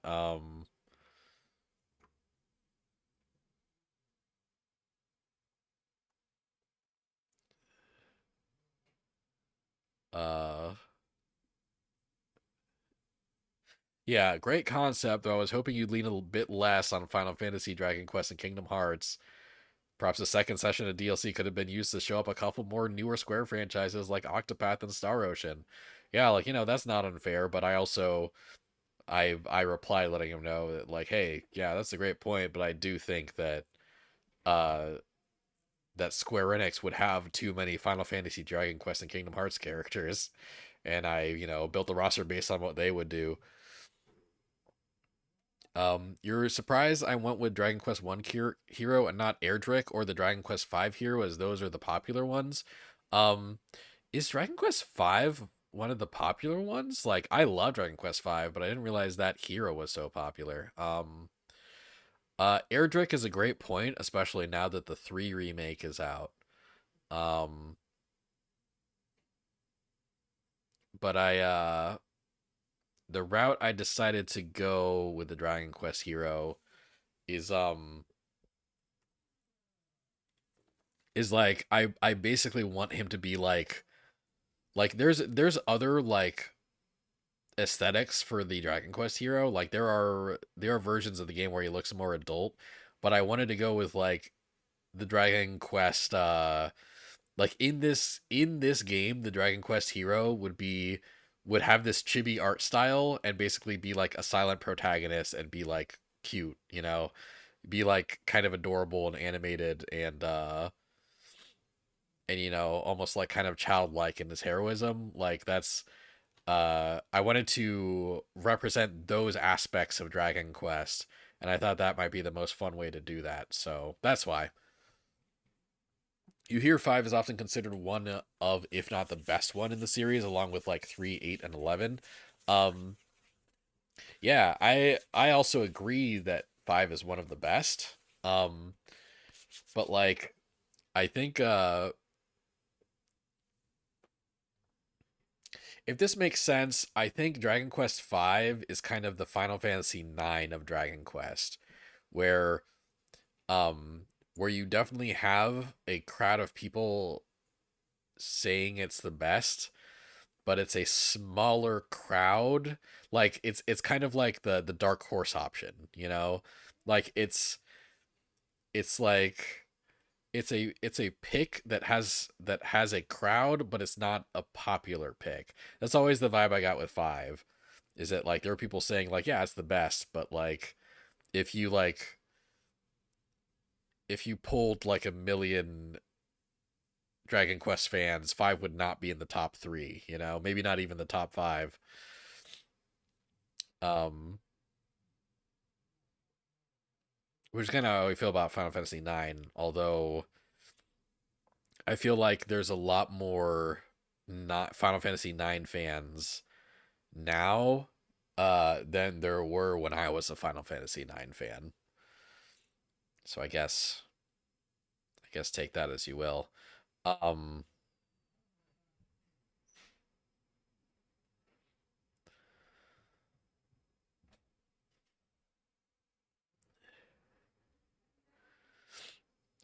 but yeah, then there was one other guy in the comments that's like, this is actually a great roster, but there's some over representation and missed opportunities. I think there is a bit too much Final Fantasy representation. I would get rid of Baltier and replace him with Fei Wong from Xenogears. And he actually edits my roster for like 4 paragraphs. laughs, but he does it like very like, he ends it with like, however, like I said, the roster you have is quite great already, just a bit too much Dragon Quest and Final Fantasy rep. So that's kind of the common complaint, but like, do you really think Square Enix would let this roster launch with less than 6 Final Fantasy characters? You think they'd let it launch with less than 3 Dragon Quest characters? I just don't think they would. So anyway, yes, this I think I'm very unsatisfied with this roster. It's the bane of my existence, but I do think it's kind of fun. uh, you know, I'm glad it's getting views at least. Xenogears would be rad, so you agree with that guy? Xenogears would be rad. I just don't have fucking room for Xenogears. I need to get out of this roster. I need to get out of here. How do I leave? Here we go. All right, so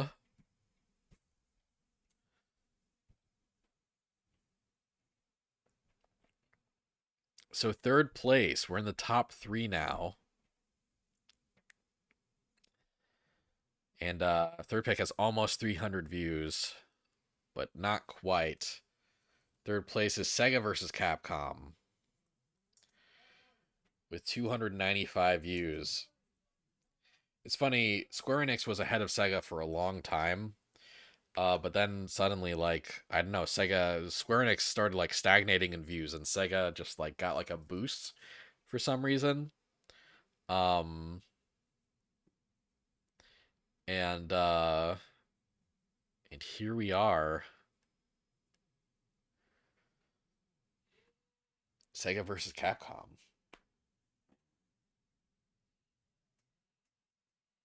Um, yeah, Sega vs. Capcom was really fun to come up with for, a lot of reasons that are probably obvious. Um like I think it's fun whenever Street Fighter isn't the main franchise that would have like a rivalry with the other company. Um and I just think Sonic versus Mega Man is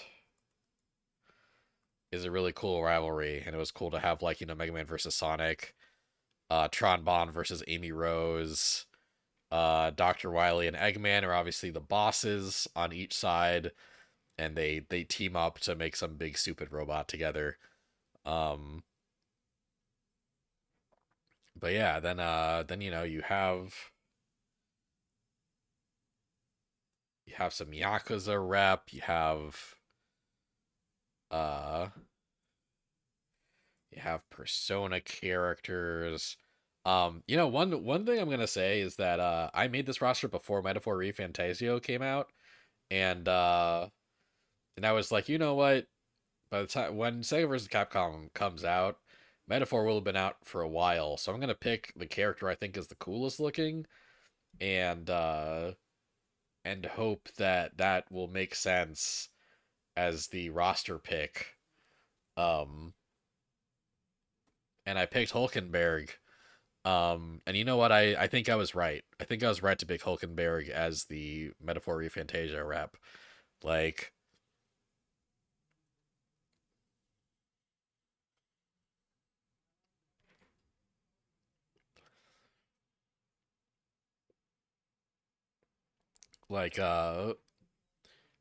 like, yeah, I think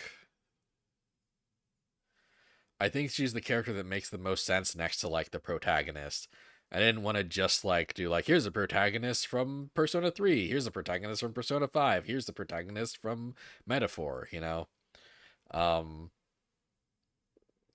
yeah, I think she'd like, now that I've played Metaphor, she'd have a great move set, and I think I made the right call there. Um and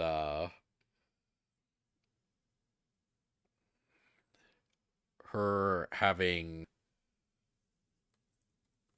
this Monster Hunter monster as her rival was also a right call. Um and yeah, this is another roster that has like some fun characters that I haven't included otherwise on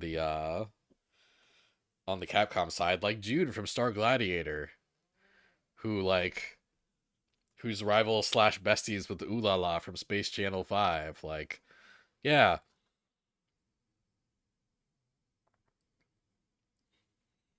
you got like Shadow the Hedgehog as DLC and Zero's right next to him. Um, Goro Majima is the headlining like final DLC character for the Sega side. Um, this Exoprimal character becoming more and more of a deep cut by the day. uh, yeah. And like yeah, like this was big on rivalries. Some of my favorite rivalries were like Dante versus Bayonetta because they'd get to meet for the first time, and I think that's awesome. Um, and then of course Captain Commando versus Segata Sanshiro, the the mascot for the Sega Saturn, who's also like a real man. Um, Segata Sanshiro makes this an S tier roster. Fun fact, Segata Sanshiro is played by Hiroshi Fujioka, who's the original Kamen Rider in 1971. I did know that. Here's a couple other fun facts for you. His uh that actor's son is not only I think not only did he go on to do Kamen Rider acting, I think he showed up in a Kamen Rider thing, but also there was an ad campaign. um Sega did an ad campaign that was kind of a sequel to the Sega Sanshiro ad campaign, where Sega Sanshiro's actor's son played the son of Sega Sanshiro, who was basically like, you know, kind of a millennial slash zoomer like successor to the Sega Sanshiro name. Um and you know, he was more about like promoting Sega by looking like sexy and flashy and trendy instead of like by beating the shit out of people. Um and there that ad campaign even ended with like a big like epic commercial where like, you know, where Sagita Sanshiro reprises his role. Um it's crazy. That whole the whole saga of the Segata Sanshiro like ad campaigns plural is crazy. I love it. Um God, I got I got lost in the Segata sauce. Um oh yeah, fucking Silvaria from Valkyria Chronicles. Yeah, this is a cool roster. This is a cool roster, man. I do like this roster a lot. I think I did a pretty okay job on it. Um, it's funny is I don't think this one had much discourse. I don't think I had really people agreeing or disagreeing with me in the comments for this. Yeah, no real comments on this one, but it managed to maintain a decent amount of views anyway. So I guess uh good for Sega versus Capcom. You know, glad to get getting views. Quick aside, when are they going to put Sega Sanshiro in a Yakuza game? It's surprising they haven't done it yet. You're right, it is. Um, I wonder if they, you know, if they put Sega Sanshiro in, they would want the original guy to reprise his role, like, you know, to voice act the character, maybe even do mocap for the character. And I think that guy's basically retired at this point. I think maybe he's too old to do it. Um,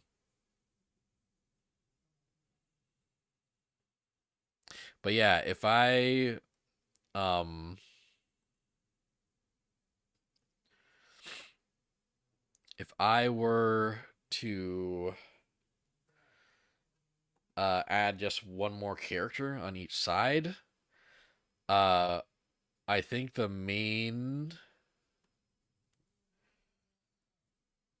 the main problem that this roster has is that there's not enough Devil May Cry characters and not enough Bayonetta characters. One rule I gave myself is that I could that in this roster, Devil May Cry and Bayonetta had to have an equal amount of representatives. So I could not have two Devil May Cry reps and only one Bayonetta rep. Um, so me having a disproport, like me not really ever having enough room on the Sega side for another Bayonetta character, meant that Dante stayed the only Devil May Cry rep on the Capcom side. Um, so yeah, if I had room for one more character on each side, I would include Rodon from Bayonetta, and also have the bonus of like, sorry, my dog almost knocked his water bowl over. Um, and that would also have the bonus of like actually getting like a black character in one of these games, which depending on the company that's fighting Capcom, it's just like a rarity, man. It just doesn't the opportunity doesn't come up much. Um, but yeah, Rodon on the Sega side and Virgil on the Capcom side. Like, yeah, yeah, and maybe uh, you know, I tend to overuse Virgil in my rosters, but I think I should be applauded for showing restraint and only adding Virgil to one of these uh like retrospectives so far. Sega vs. Capcom overall a good roster. You would try to fit in Jet Set Radio. I'd have a Jet Set Radio stage in this game. Virtual On, oh that's good. Or Rent a Hero minus the NFTs in there if possible, but that's just you. Rent a Hero would be fun. Rent a Hero would be fun. Like, yeah, it was really hard. Like, there was so many Sega characters and just not enough room for me. Um, like hell, I think this was one that had a lot of deleted, like a lot of characters that I made assets for and then had to leave on the cutting room floor. Like I had Alex Kidd in the roster at some point and I removed him to make room for another character. Um uh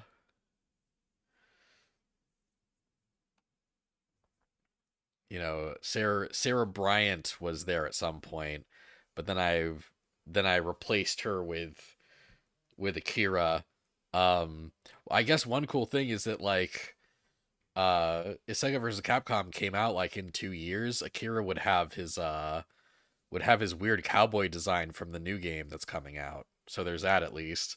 He can look less like a weird Ryu. Um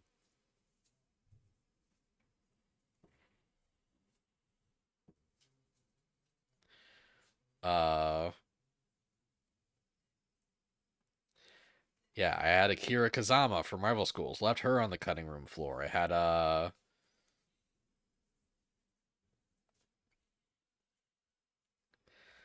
I had Hagar on a version of the roster for a long time. Left him on the cutting room floor.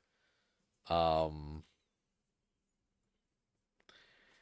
and had fucking Shiva from Streets of Rage. Uh, and swapped him out for Blaze Felding at some point. Blaze Fielding. Um, you know, only had room for one Streets of Rage rep, and they were both pretty good. You'd also add Knuckles as he's your favorite Sonic character, lol. Yeah, Knuckles would be after Rodon from Bayonetta, like after like putting one more Bayonetta rep in the game. Because honestly, like you could also put in Gene instead, Like I think as long as you have a other Bayonetta rep, I think the character I would add after that from the Sega side is Knuckles, like easily. Especially because like especially after the movies.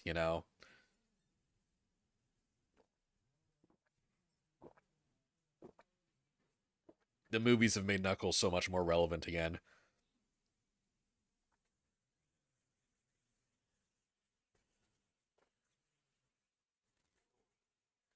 He was such a neglected character for a long time before those movies came out.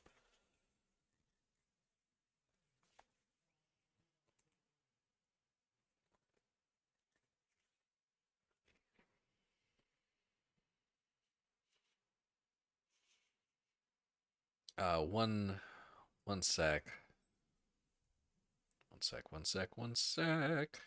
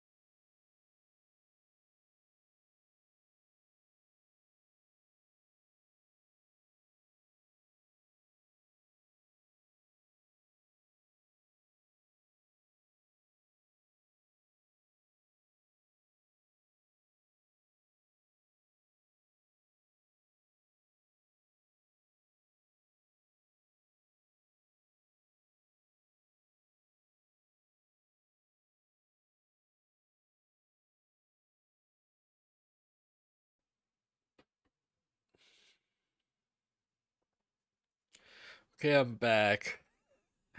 My Devin has informed me that TikTok uh is no longer available for United States users. It looks like they're systematically like blocking access to people in the States. Uh so that's that. Um but yeah, Knuckles Knuckles would be a great pick. Like one rule I had for myself, kind of like the Devil May Cry and Bayonetta rule, is that is that every is that Sonic and Mega Man would always have the same amount of reps. So if I added Knuckles, I would also have to add another Mega Man character. I wonder if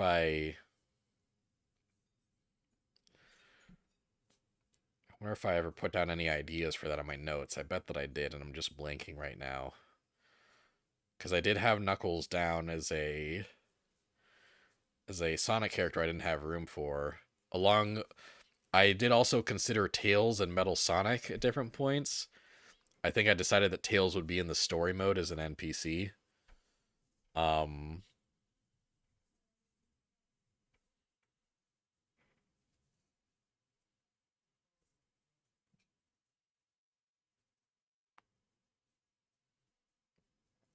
that's funny. I didn't put down any other Mega Man characters. Probably because I knew I wouldn't have room for Knuckles anyway.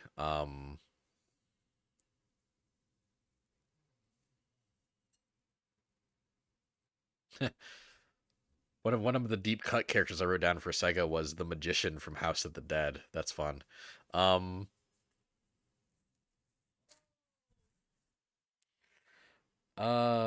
do.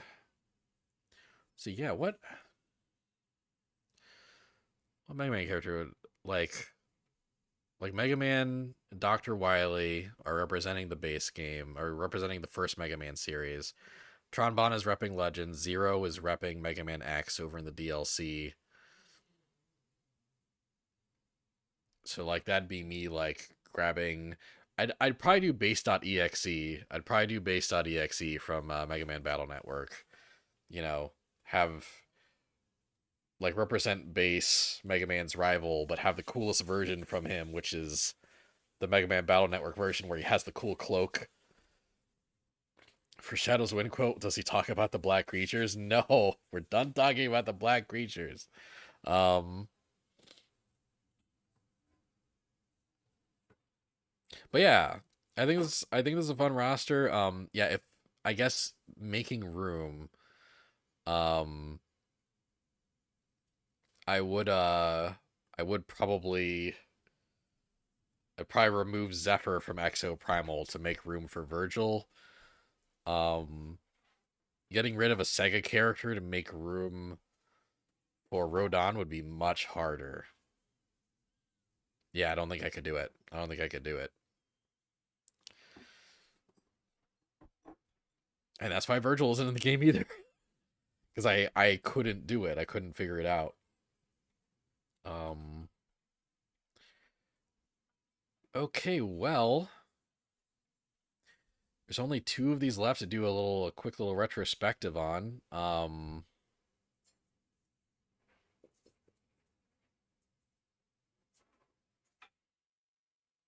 And both of these are kind of like fairly big leaps in views.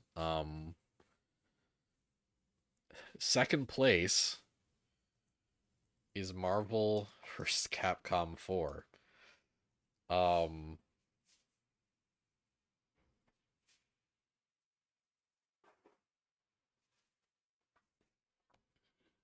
with 525 views. Um and yeah, like pretty big leap from Sega versus Capcom's viewership. And this would make sense because like Marvel vs. Capcom, I released this video around when the collection came out, right? So people were thinking about MVC. Um, I think obviously like more versus Capcom fans probably got a whiff of this, and versus Capcom fans are gonna think about Rival. And also, this was my biggest roster. I look at all these fucking characters, man. Look at them. Damn. Uh, yeah. This is a big boy, and I think I'm proud of this. Um, but there's also so many characters that I did not have room for. Like even though I think this is a pretty solid list, like uh there's so much representation that's missing.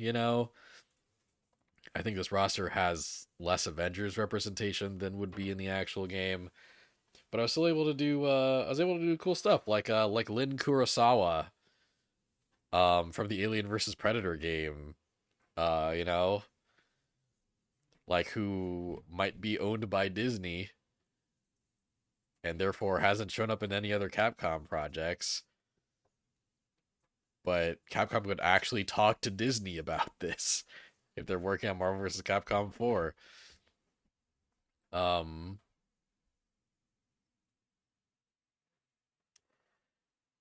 yeah, I think there's some fun little Capcom reps too. Like I got Negasonic Teenage Warhead in here. God, actually, I spent so much time in GIMP like image editing this. Like I took her art for Marvel Snap and I just like really meticulously like snipped her out of the card interface.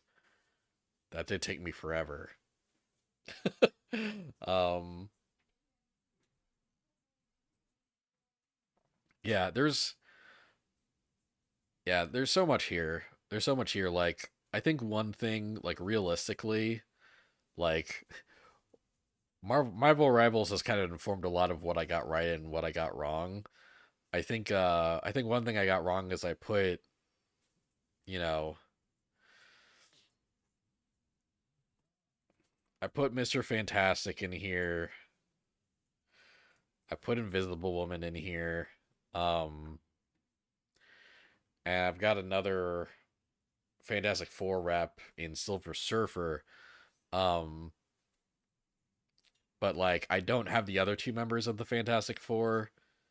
And I think if Marvel vs. Capcom 4 did exist, all four Fantastic Four characters would be in the game eventually. Maybe not all of them at once. I think a couple in the base game and a couple as DLC.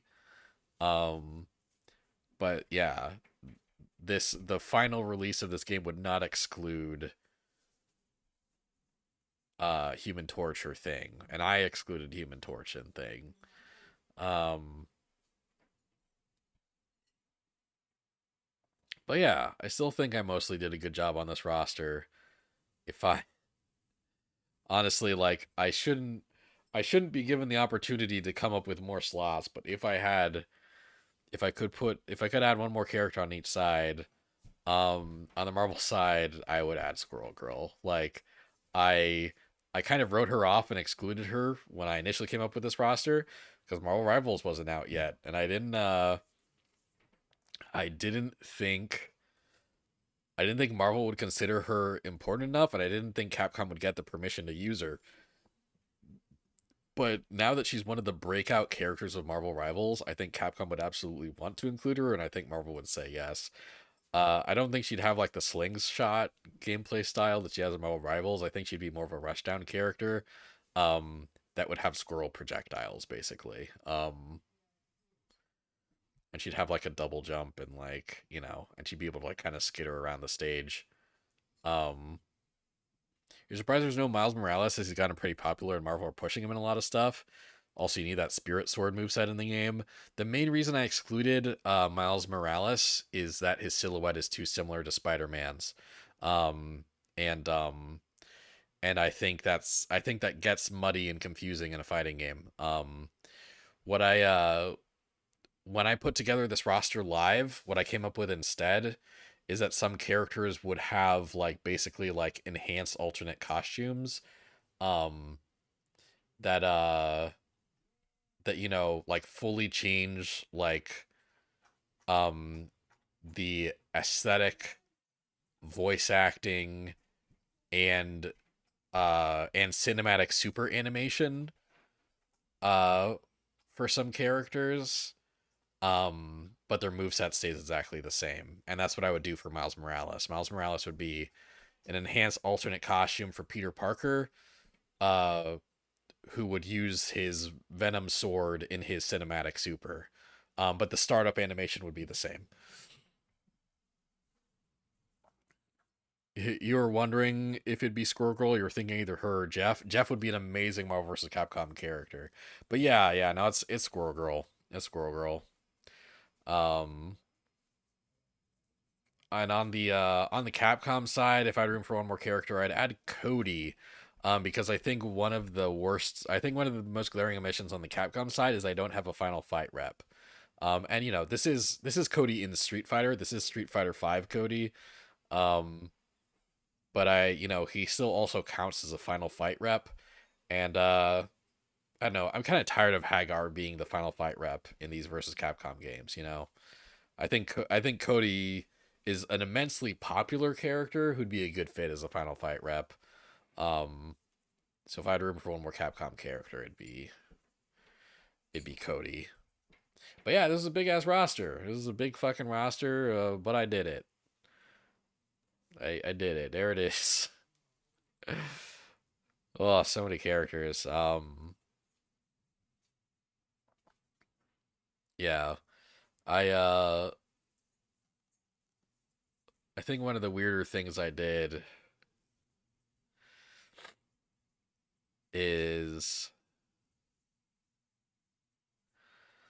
um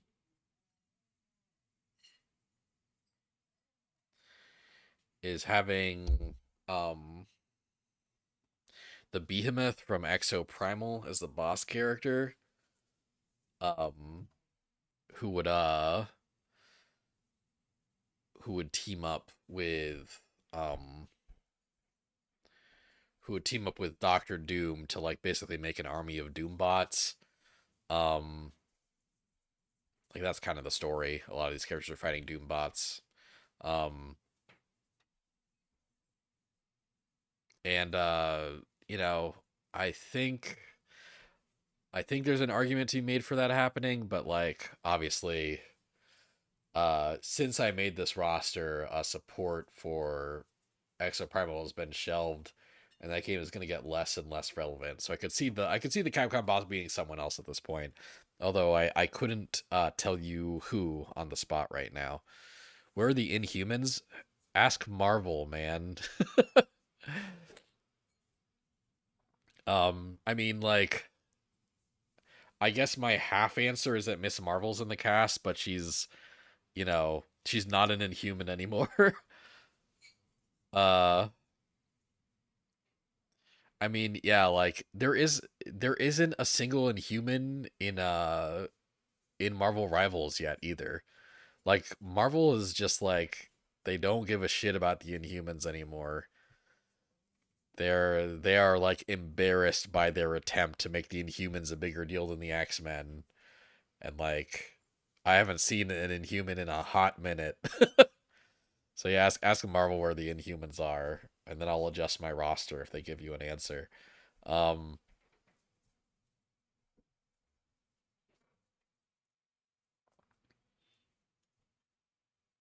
Not since Quake. Ah, Quake. Paul is DLC to make the Spider-Man fans seethe. Paul. Paul is DLC. I'm blanking on who Paul's supposed to be. I'm thinking Paul, and all I can think of is is the rival from the Diamond and Pearl season of Pokemon. And I know that's not who you're talking about. Also, I like how this roster was so big that I needed to make the camera feed like just like my head squished into this little bitty corner. It's like, hello, hello, do you like my roster? Hello.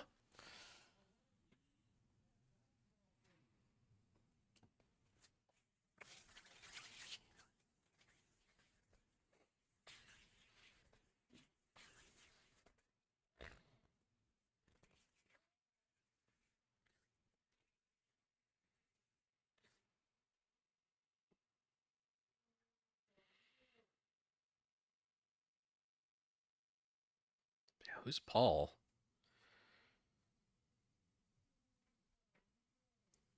You love my roster? Thank you. Thank you for liking my roster.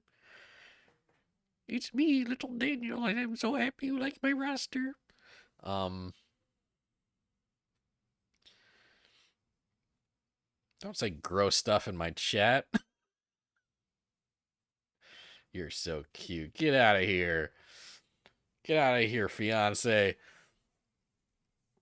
Paul is a new guy they made that Mary Jane is dating to keep her and Peter from going out because the editor refuses to retcon one more day. Boo! Paul. Mary Jane's just dating some dude named Paul. They couldn't even have her date Flash Thompson or some shit. You know, like actually give that whole thing dramatic stakes. It just has to be some rando named Paul. You couldn't even get, you know, you don't even have her like with Harry Osborn, you know? Paul. Just, oh my god, that's so annoying.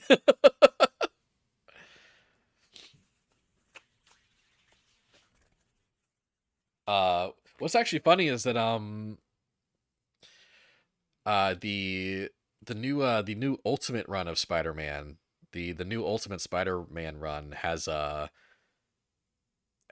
adult Peter Parker that's married to Mary Jane, and they get married before he gets his spider powers. He's married with kids. He's married with kids with Mary Jane. Um, and and from what I've heard, it's like it's the best comic book run that Spider-Man has had in like a decade. I'm actually really intrigued by it. I kind of want to check it out.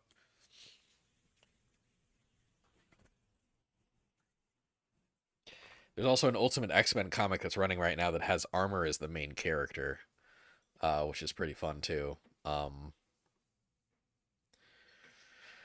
but anyway, yeah, there you go. There's Marvel vs. Capcom 4. So there's one roster left to talk about.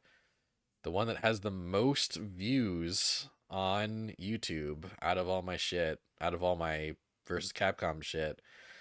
And you've probably figured it out from process of elimination, or you may have. It's okay if you don't remember that I did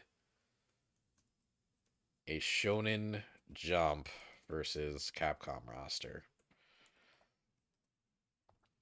And that roster currently has 747 views on YouTube.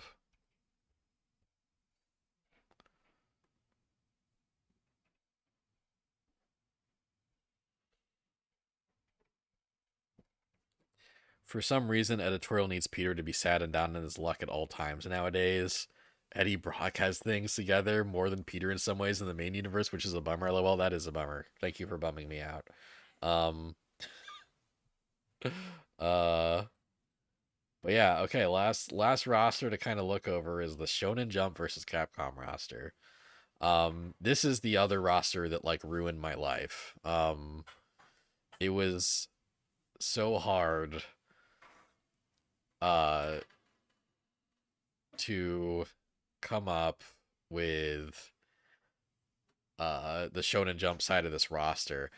Not because I didn't have enough options, but because I had way too many. Um like uh like Shonen Jump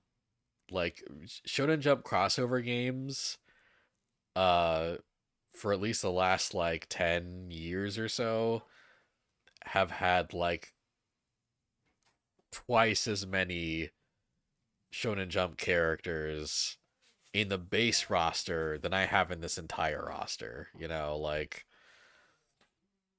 Like I think Jump Force launched with like 30 something characters, like 36 characters or something.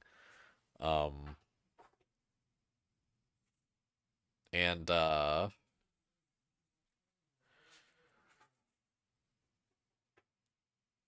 you feel like Shonen Jump is the hardest one to do with only 21 slots. There's so many titles that are important to not only to Shonen Jump with its 60 plus year history, but to manga as a whole that I can't include all of them. Yeah, exactly. No, this was torture. Coming up with this roster was torture. And the reason that Shonen Jump versus Capcom uh has 747 views is because it probably has the most discourse. I think it has the most people telling me that I did a shitty job on this. um Actually, I'm misremembering.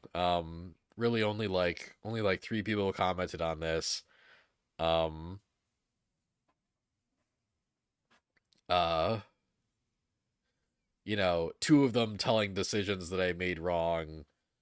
Um, and one of them like being kind of nice about it, like just being like, "Hey, I'd honestly rather have a Shonen Jump 3v3 game developed by Capcom than a crossover game." And here's what I think. Here's how I think they could handle that. Which is that guy's nice. That guy was nice. Um, and the other two people weren't even that rude about it. Um, I think I'm conflating. I think I'm conflating the Shonen Jump versus Capcom comments with some comments that ended up on my other manga videos. um, I guess the Shonen Jump versus Capcom comments weren't that mean. But yeah, no, this was really hard. Like, you know,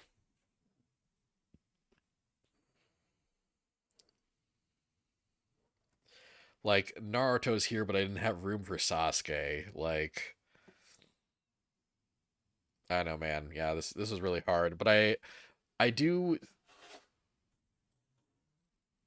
there are things that I like about what I did with this roster. One is that kind of like the kind of the guidelines I used and kind of the game plan I used with it were like this was another 3v3. Um the key mechanic was awakening, aka power up transformations. Every character um had to kind of be able to enter like another form, right? Um like have like a power up form basically, right? Like Goku Super Saiyan, Luffy's Gear 2, 3, 4, 5, you know, uh like Naruto's like Kurama form and his Sage form and stuff. Um so like yeah, all like pretty much all the Capcom characters had to like be able to like power up by transforming like that.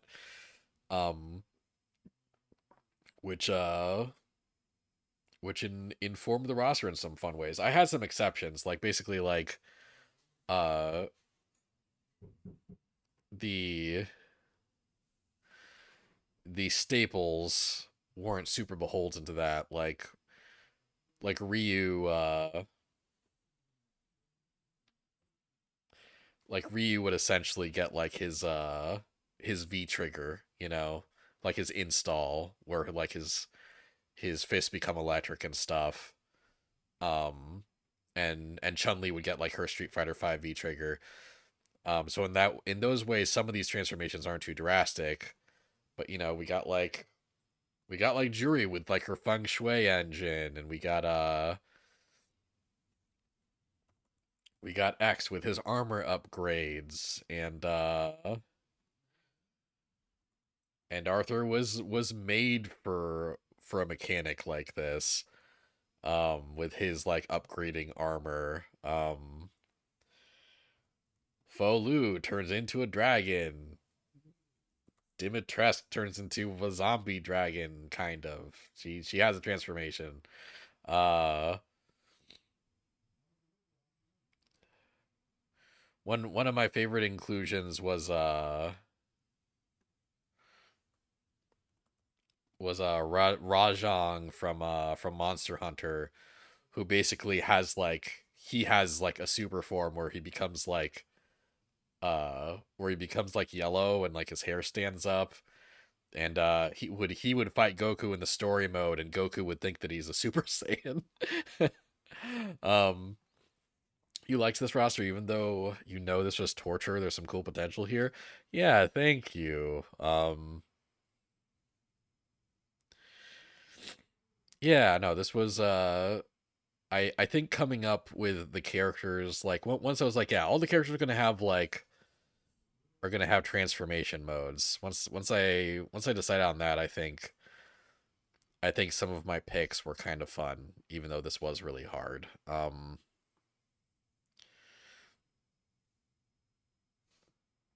Yeah.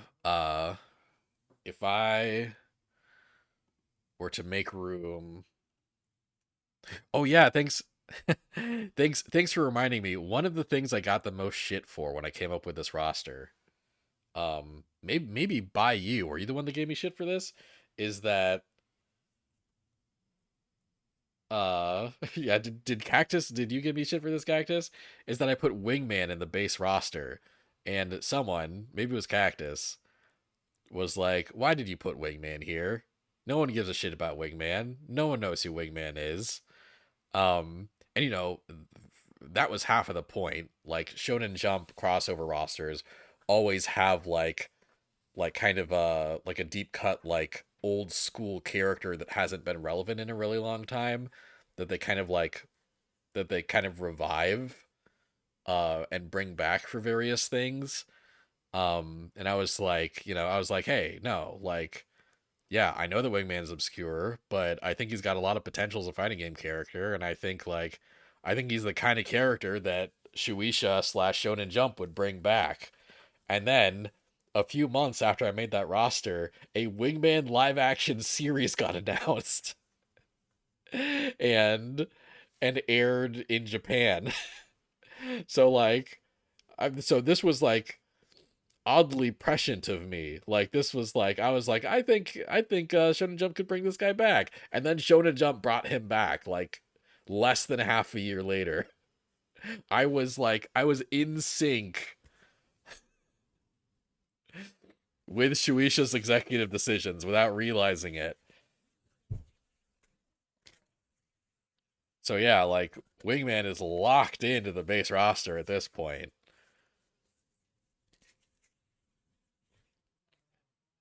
You think you made a comment in jest about how one character didn't get in but Wingman did, just like how Gex is in the square one but no Twewy.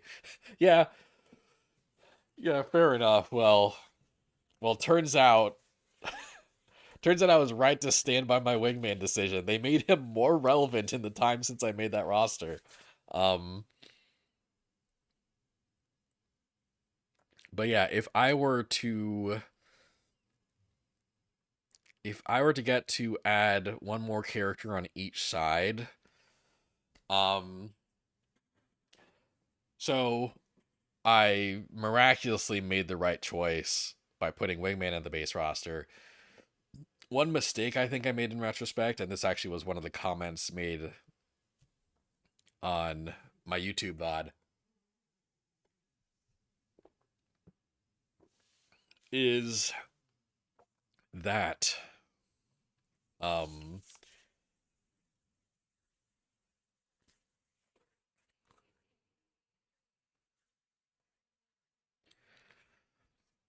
yeah, one mistake I made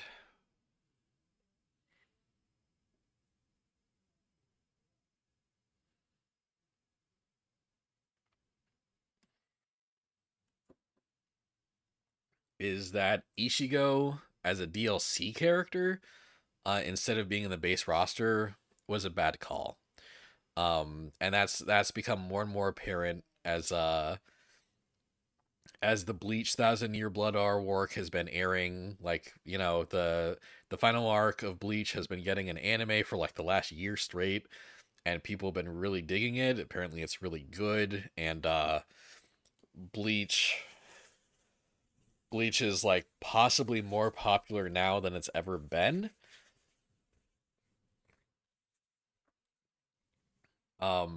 So I really should have put Bleach. I really should have put Ishigo in the base roster. And I bring that up when I'm talking about characters that I should put uh characters that I would add on each side. Because I think Ishigo should be in the base roster, and I think another Bleach character should be added as DLC.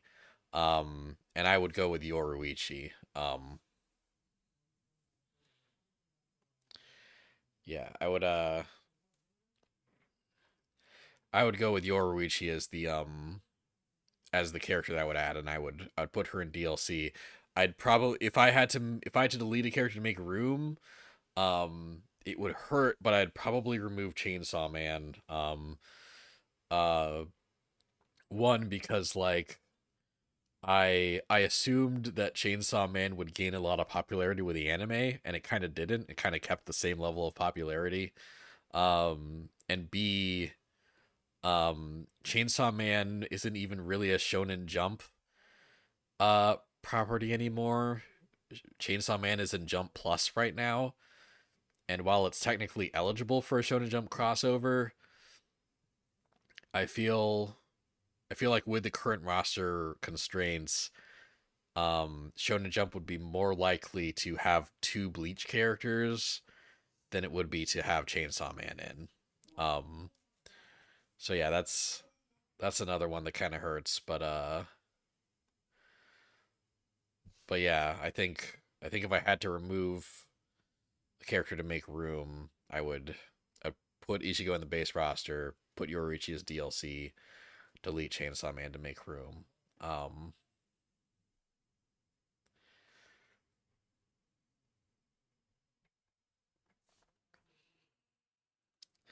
I guess I could also remove Noelle Silva to make room, but like she'd have like a water Valkyrie transformation. Like that's so cool. I to keep her in, she needs to stay. She's so great.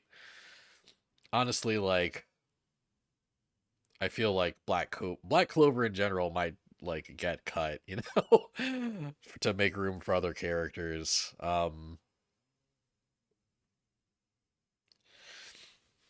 You would probably add Kinnikuman, Saint Seiya, Kenshiro, and Gon. You could also do Kahlua with his Godspeed if that works better for the transformation mechanic. Um, like there were definitely versions of this roster that had Gon in it, and eventually I was like, Gon's only transformation happens at the very end of his arc, and it's kind of a big spoiler. Um, and and also like he doesn't do a lot uh in that transformation before the arc ends. Um, so like I was like he doesn't really fit for the transformation mechanic. I don't know if I like the one transformation he has, I feel like it barely counts as something that you could put in a fighting game. Um, and I had those thoughts before Hunter x Hunter and then Impact made that transformation part of Gon's moveset. Um, so like actually like I almost like the character I was going to make room for, the character I was going to add on the Shonen Jump side was almost Gon, but I decided to beef up representation for an existing property instead, and I think Bleach really needed the extra rep. So Gon's a great pick. Kinnikuman, Man, Saint Seiya, and Kenshiro are all characters that I would add to this roster if I had 10 more Shonen Jump slots. Those are all characters I would add to the roster if I had 10 more Shonen Jump slots. I think I may have even made assets for at least one of those. No, I'm lying. I'm lying. I'm a liar. I thought I made a Gon icon at some point, but I didn't get to that point. Never did it. Um, but anyway, on the Capcom side, um, this character would probably also be DLC. Um, I don't know who I'd replace to make room. I kind of like all the Capcom characters I have. Um, and I guess this is like Resident Evil 2 spoilers. Um, like, for I guess both the original and the remake. Um, but I'm about to show a remake character model. Um, but yeah, my pick would be William Birkin from Resident Evil 2. William Birkin is a character that that starts as a regular dude, mutates into this fucking thing, and then like keeps transforming and mutating throughout the game. So like this I think this would be great as his starting form as a fighting game character, and then he transforms into like one of the more grotesque things that he escalates into. Um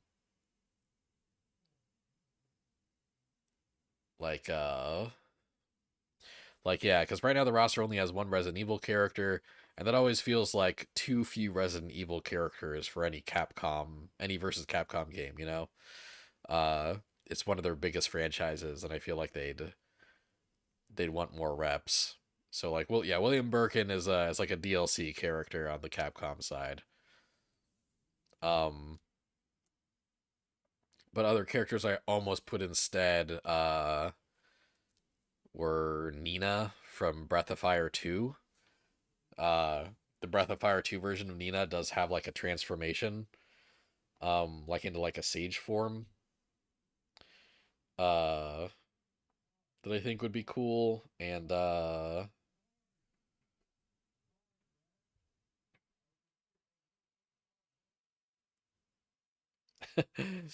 And I also put down Lieutenant Henry from Hyperdyne Sidearms, which is a game I played during my Capcom arcade tour that I did earlier in 2024. Um, yeah, because he has a transformation and it's cool. But yeah, I decided on William Birkin. I think he's a character that has popularity. I think he's cool and freaky, and yeah, there you go. There you go. Damn. There you go. That's the first Capcom retrospective. I hope you uh I hope you liked those new character selections.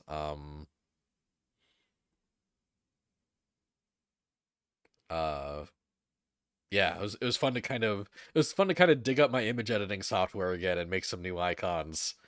Um yeah, maybe I'll talk a little bit more about this later, but the first Capcom project was really fun. It was a lot of work, and uh and I think on average I don't really have time. It's hard to find the time to make all the assets for these big fucking rosters all the time, but I am proud of the 9 rosters that I put together. And I think I kind of found the time to make these at the most relevant time. Like I think if I did more rosters in 2025, they wouldn't get the same amount of eyeballs on it, you know? Unless like unless a new versus Capcom game is announced, and then I guess I'll be back in the business of making these. Um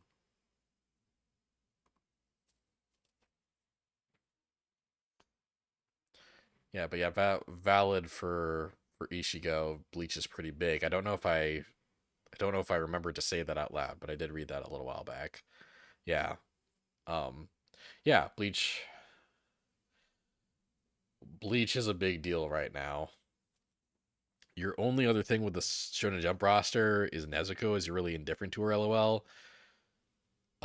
So you choose like Medaka from Medaka Box if I need this to be less of a sausage fest.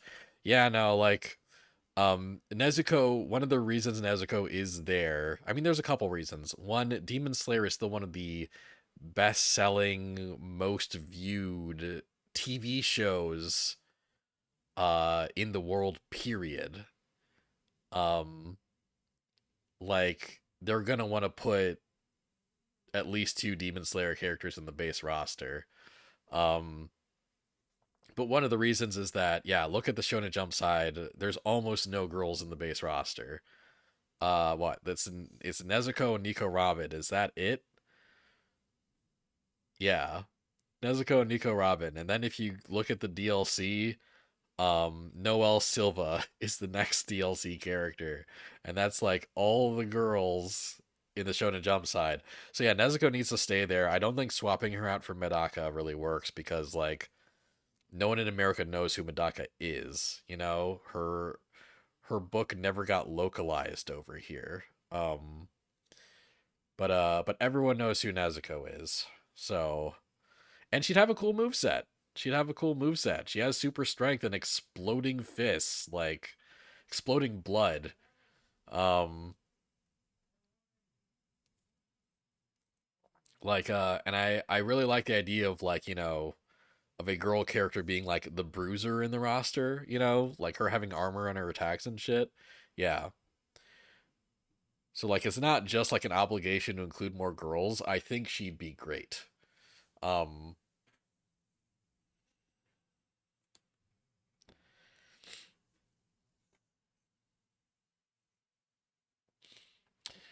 but yeah, yeah. There you have it. There's the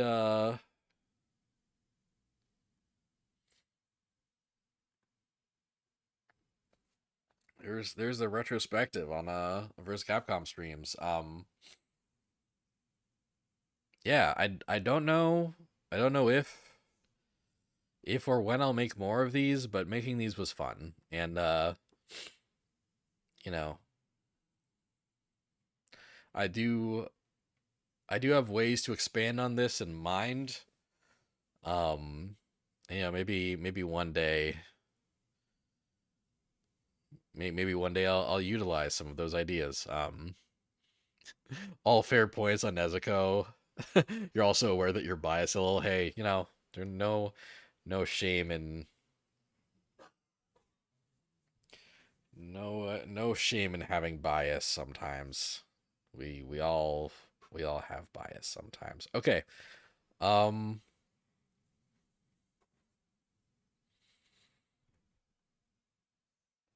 uh right. So I guess now I can kind of show off my most viewed YouTube VODs. And we'll see a couple of repeats here.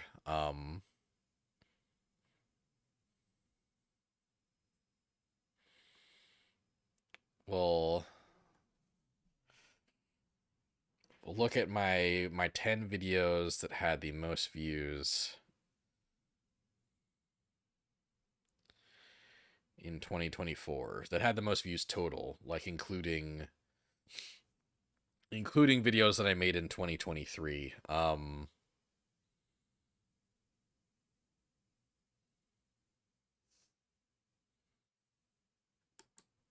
So 10th place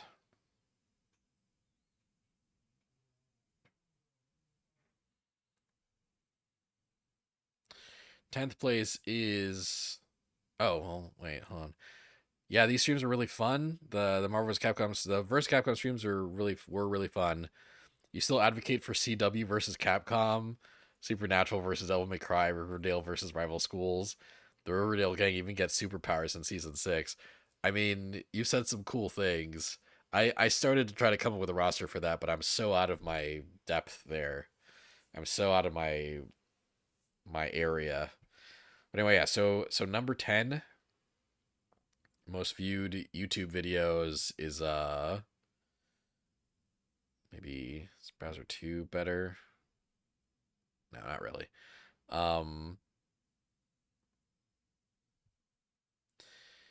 is um is the Street Fighter 6 World Tour video, um where I make Popeye Sailor Man and the character creator.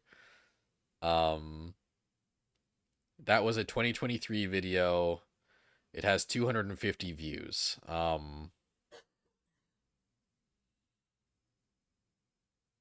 And yeah, like I think that you know uh that was one of those videos that like got a lot of views initially and it doesn't really get any views anymore. Um but yeah, like I'm glad it's in my top 10 because I did have fun putting that together. And I think that's the first time like I got more than a couple dozen views on one of my stream VODs. Um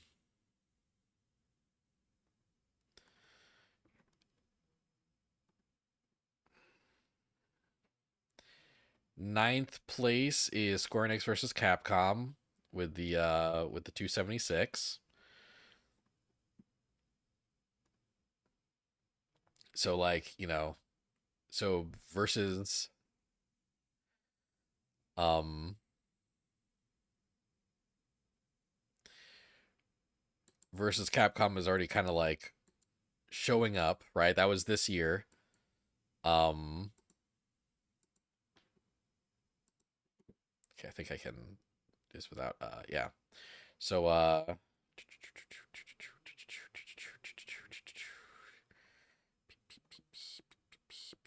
okay. Um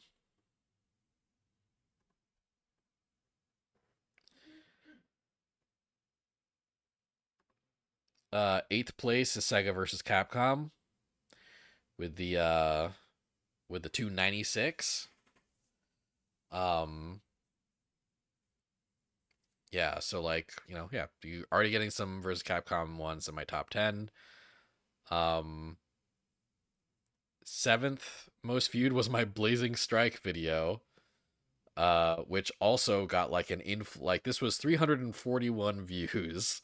Like just like how I kind of got a spike of views on stream from people that are like, wow, this $50 game is getting a lot of bad reviews. I wonder if anyone's playing it. I also benefited from that like sudden influx of views on YouTube. Like I literally like this became one of my most viewed videos. Like at the time this was my fifth most viewed video in the span of like 2 days, and then and then that number never went up. Like it got into the 300s like in less than a week, and then it just stayed there. um so 7, 6, 5, 4, 3, 2, 1. Yeah. Um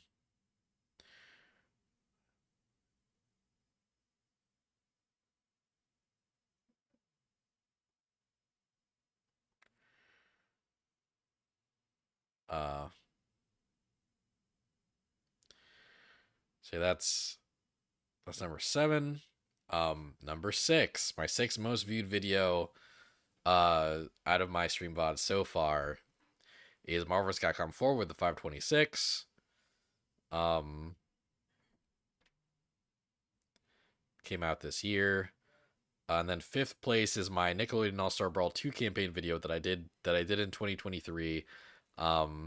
This got 715 views, and it's just because I did a playthrough as the Angry Beavers, and it looks like people looking for like for footage of all the cutscenes, uh, just like pop into my video to get the Angry Beavers footage.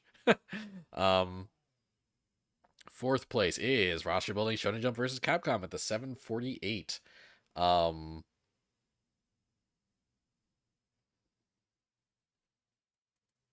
and yeah, take a special note. This Shonen Jump versus Capcom video is my fourth most viewed stream of all time.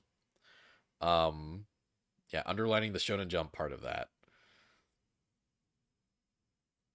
Third place is my Shonen Jump manga 2024 tier list and 2025 predictions. Now, this was not one of my top 5 streams, right? When I was streaming this live, not a lot of people were watching actually. Um, but this has gotten 961 views on YouTube so far.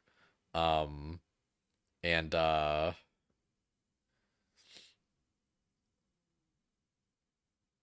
look so locked in that still. Which one was it?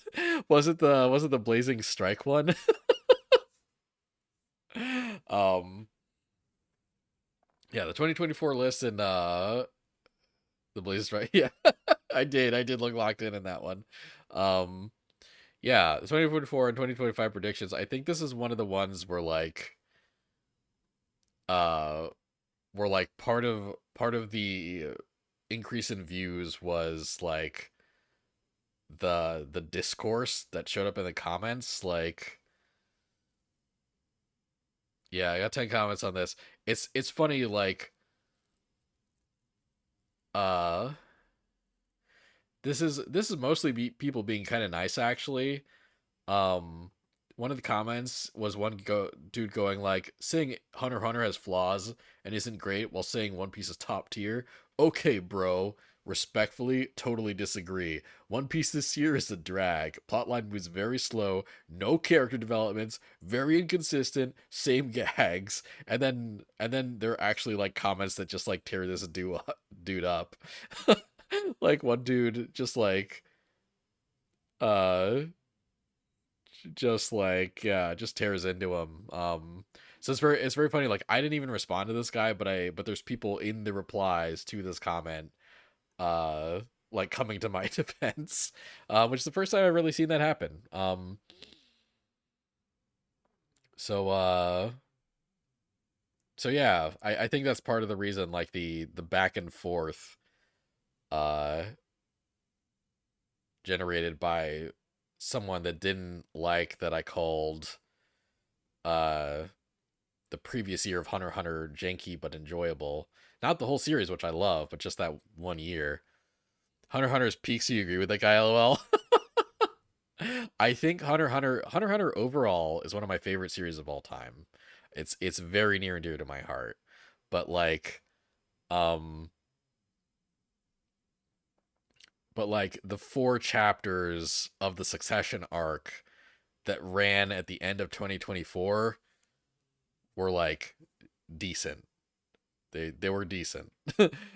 uh those chapters did have some fun stuff going on. I did like the Beyond Netero reveal. I thought that was a cool reveal. But yeah, overall I do think, you know, I do think the most recent like 40 to 50 chapters of One Piece that happened this year, uh, overall had higher highs than 4 chapters of Hunter x Hunter did. At least it had more volume for sure of quality. Um anyway, I'm even having discourse in my talk about the discourse. So, so this is the most viewed stream VOD that I made this year. And I made it a month ago, which is actually kind of impressive. Like I got almost 1,000 views for this video in the course of a little over a month. Um, so I think that's not bad. I think that's pretty cool. Second place is my WarioWare Move It full playthrough with body cam, which has almost 1,100 views. That's 1,099 views.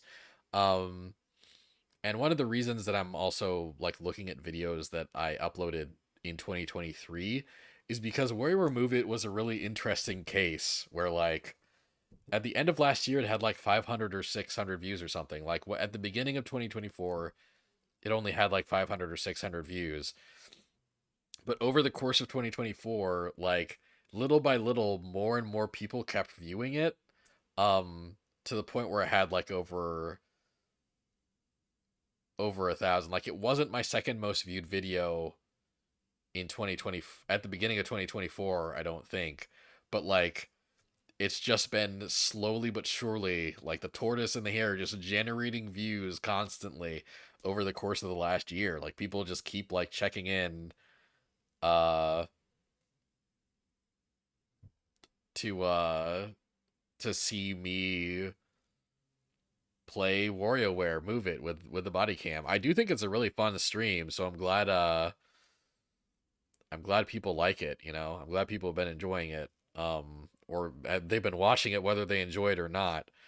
Um but yeah, this was a very strange video that just kept gaining popularity over the course of the last year. Um but first place was not dethroned with 1.2 thousand views. 1215 views to be exact. The 2023 tier list and 2024 predictions, which also has discourse of a dude yelling at me for ranking Hunter x Hunter too low. uh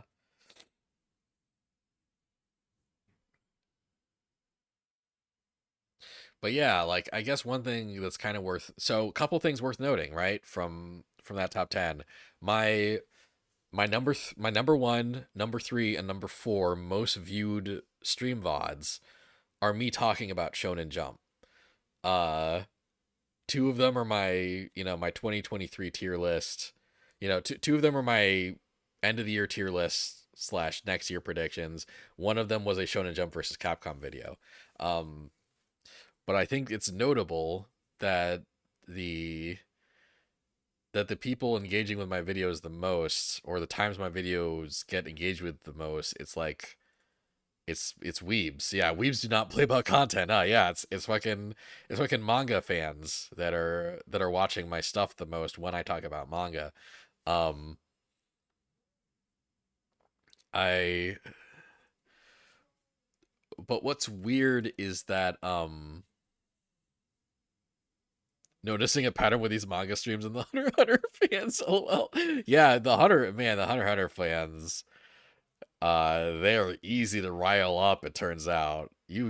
you can piss them off real easy. I'm not even trying really, but man, they get heated. Um,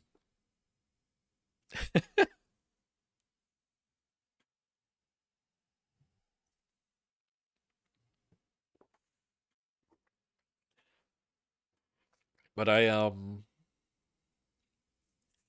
yeah, it's funny because my it's strange because my manga streams are my most viewed streams, my most viewed stream VODs. Uh, but A, they're not necessarily my most viewed streams when they're happening live, and B, uh, I made several other Shonen Jump streams over the year. Like I do, I do those quarterly check-ins where I talk about new series coming out. Those don't get nearly as many VOD views. Like in fact, let's see.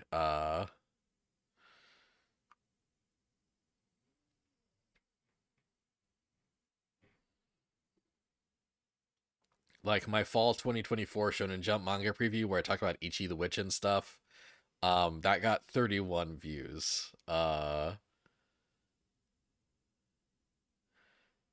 My late spring 2024 Shonen Jump preview got 24 views.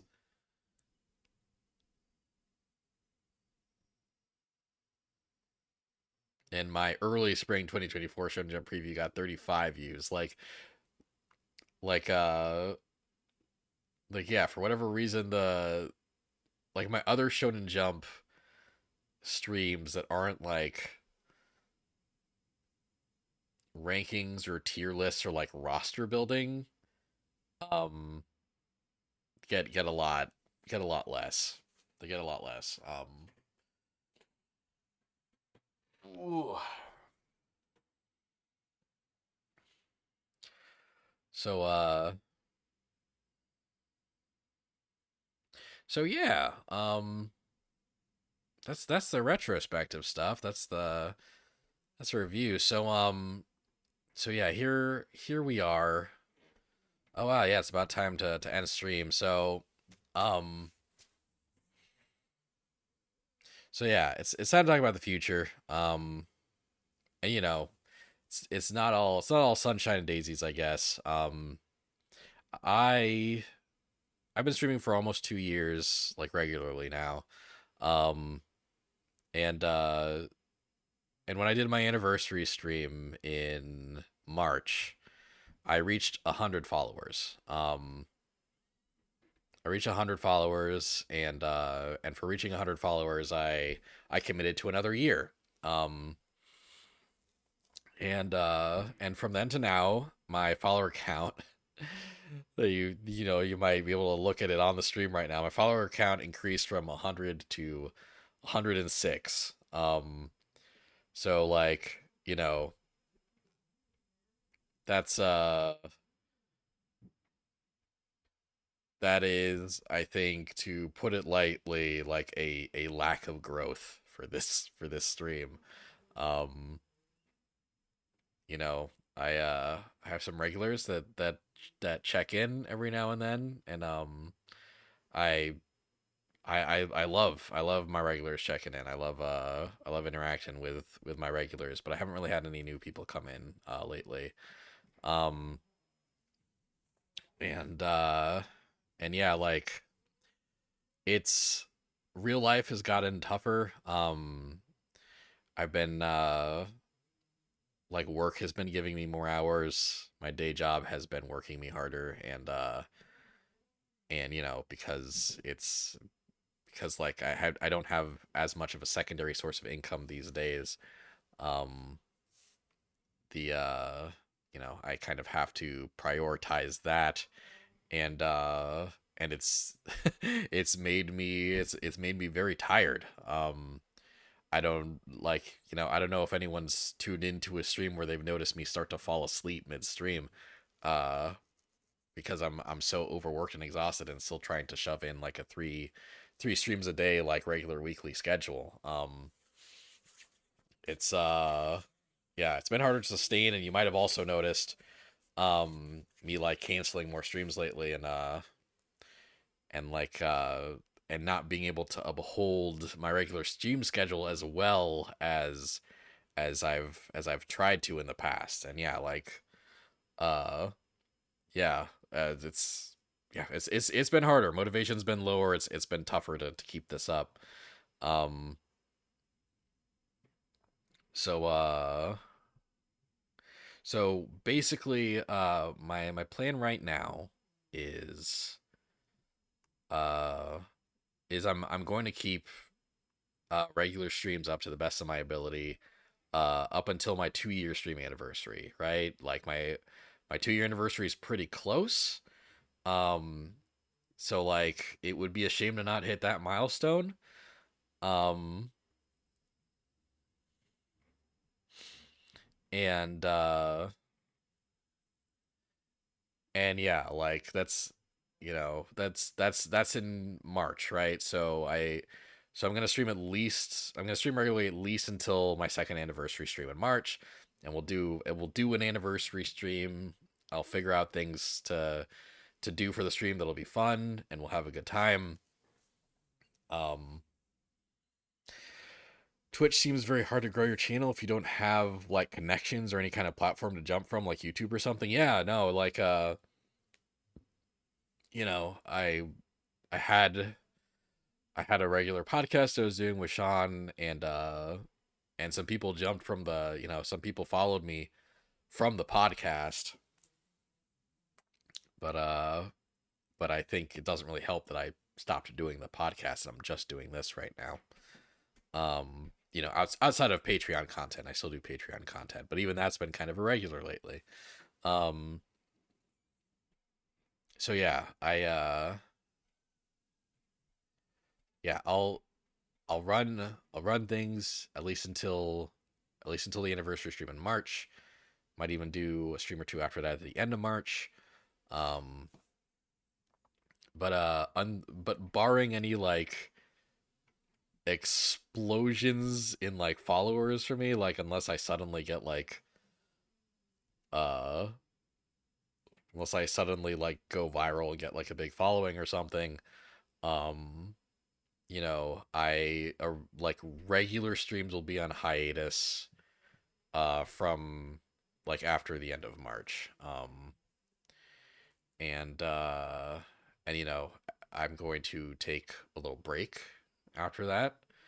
Just going to, you know, uh just going to enjoy having a little extra free time for a little bit, and then I'm going to look into other creative outlets, like into other kind of um other kind of things to put online, because I do really like uh yeah, I do really like having some kind of creative output that I put out into the world. I really like interacting with you guys. I really like getting your feedback on stuff. So like I'm not like retiring as a content creator, I guess, but I will be taking a break as one after March. Outs that that doesn't necessarily exclude me from Patreon stuff. I might still do Patreon stuff. Um, but yeah, one thing I'm kind of looking into with the extra time that I'll have is maybe long form video content. I think that could be something that's fun to do, and I think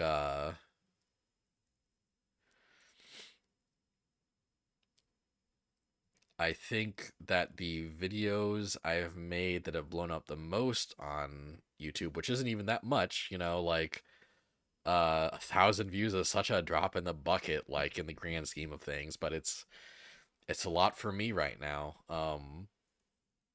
You know, those are videos where like I break down and analyze the thing. Um and I do that in videos that are too long for most people to sit through.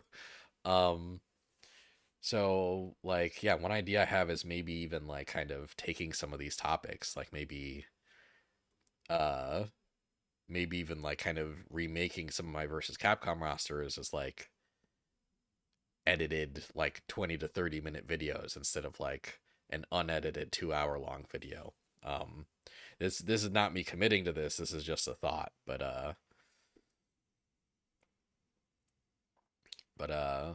but yeah. Yeah, that's an idea, that's a thought. Maybe you know, uh maybe a TikTok replacement will pop up that I actually want to use, and then I'll go viral on that platform somehow. One one fun story that my fiance has heard a billion times is that I almost went viral on Vine right when it closed down. Like I was starting to go when I made a Vine on Vine that was me cosplaying very badly as McCree from Overwatch. Um and saying that my cereal ran out of milk and that I've got dry spoon instead of high noon. That was a really stupid joke that got like 50,000 views and then Vine got shut down. uh and now Devin and I have a joke that like we had a joke that I'm not allowed to make content for TikTok because once I make content, TikTok will get shut down. If I go viral on TikTok, it'll shut down. And look, it shut down anyway. I could have made content. Anyway, I don't know if that's even a vaguely interesting sidebar, but yeah, there you have it. Yeah, streaming streaming regularly till March. And apologies in advance for any cancellations, any postponements, any breaks that I take in between. I'm going to try to be good about uh regular streaming, especially since I'm probably only going to be doing it for a limited time from here. Um, but yeah, there's been a weird amount of emergencies that have come up lately, like uh, you know, Ziggy's health has been deteriorating. Also, there's been a couple streams where like I I come home to Ziggy in some kind of emergency state, and I end up taking care of him instead of streaming that night. And his health is getting worse. He's 16 years old now. That might happen again at some point in the near future. Yeah, I don't. Yeah, geriatric man in his wacky situations. Yeah, yeah, he's chock full of them, man.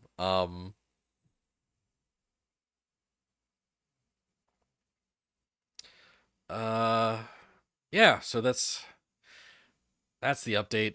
Sorry, that's not the best news. I do like streaming. Um, it'd be fun to be in a situation where I could just like do it all the time and just like get money from a rich ghost so I don't have to work. Um,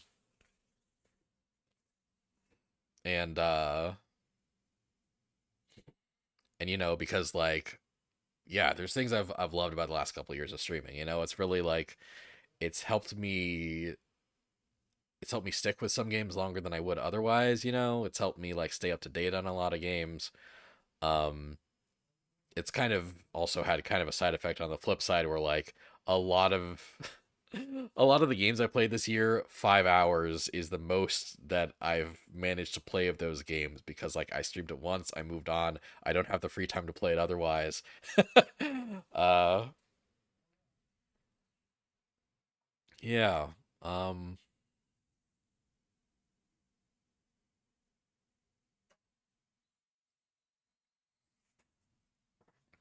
but yeah, I guess that's the that's the deal. Yeah, like I think the next couple months will be I think the next couple months will be time for me to beat Spirit Tracks. I might even have room to do a full playthrough of King's Quest 7 if if some Wario Land games come out in the interim. If Wario Land games come out, I will, I'll see how many of those I can play. Uh,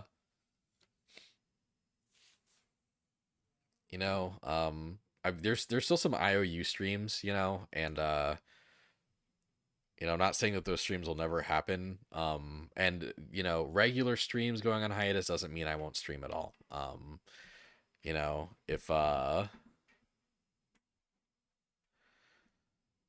um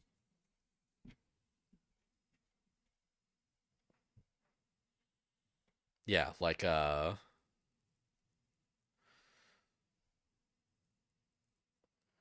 um yeah, even if I don't do regular streams, I will, you know, if if I if I have some time and I think it'll be fun to do a stream, every now and then I'll boot Twitch up and play something for a few hours, but it won't be a consistent Monday, Friday, Saturday anymore. And yeah, I might it might be weeks or months between streams. But that said, I don't think March 2025 will be my last stream ever. So keep following me, keep you know, I guess keep me in your hearts. uh and I'm sure I'll be back to she'll be back at some point. And especially if whatever else I do, especially if another creative endeavor like gets some some popularity, um and I'm able to kind of obtain those people as a streaming audience, then I might be able to justify going back to regular streaming. But yeah, just for now, in the near future, I'll be I'll be taking a break, indefinite hiatus. You'll miss the streams, but you understand the situation. Yeah, I appreciate that. I'll miss the streams too. Yeah, yeah, I encourage you to follow. I'm on Blue Sky. I'm Thorez at Blue Sky. Feel free to give me a follow on that. My contributions on there are kind of irregular too, but I'm there, and it's the only social media I'm gonna have for a bit apparently. So, uh, you figured everyone forgot about King's Quest Seven? I never forgot about a King's Quest Seven. It's been at the bottom of the list. Hold on, um,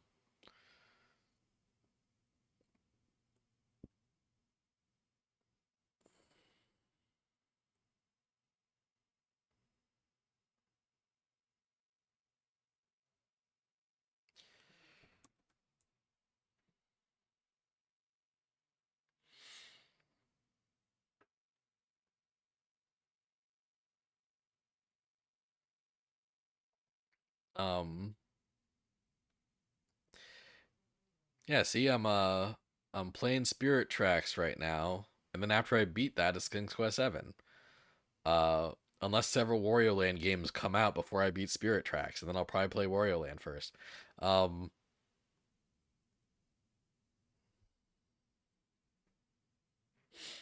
but yeah, King's Quest Seven is still in the plan, and yeah, I feel like I should have time to beat it before March is over. You were gonna recommend me more cool games for full playthrough Mondays, like Y2K and that new update. Oh, gee, well, it's really a shame that I'm leaving. What a shame. Ah, shucks, I won't get to fucking play Y2K. Oh no. Um.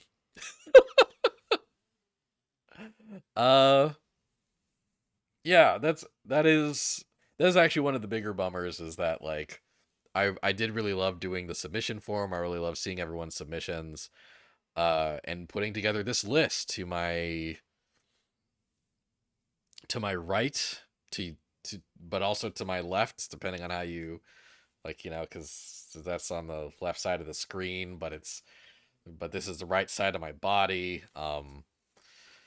Anyway, no, I loved putting together that those suggestions because there's so many games here that I wouldn't have played on my own that I had a blast with. Portal 2 was fun. Kirby's Dream Land 3 was great to finally like get the true ending on. Devil May Cry 1 was actually like solid. Dynamite Head, he was great. Arceus, I'm so glad that I finally played Arceus. Killer 7 was a dud, but it's a dud I'm glad I played. Um Off was fucking weird, but also I'm glad I played it. I'm very sad that Shadow the Hedgehog's disc ended up being like faulty. And yeah, and I'm enjoying Spirit Tracks right now. No, this is it's been rad to be able to do this. Yeah, it's been really rad. I really enjoyed it. I just like yeah, like I've been noticing kind of like a sunk cost fallacy, like I've been noticing that like uh that I've been sinking so much time into my streams and I keep sinking time into my streams because I don't want the time that I've sank into them to go to waste. Um and that's you know that is literally the sunk cost fallacy. That's uh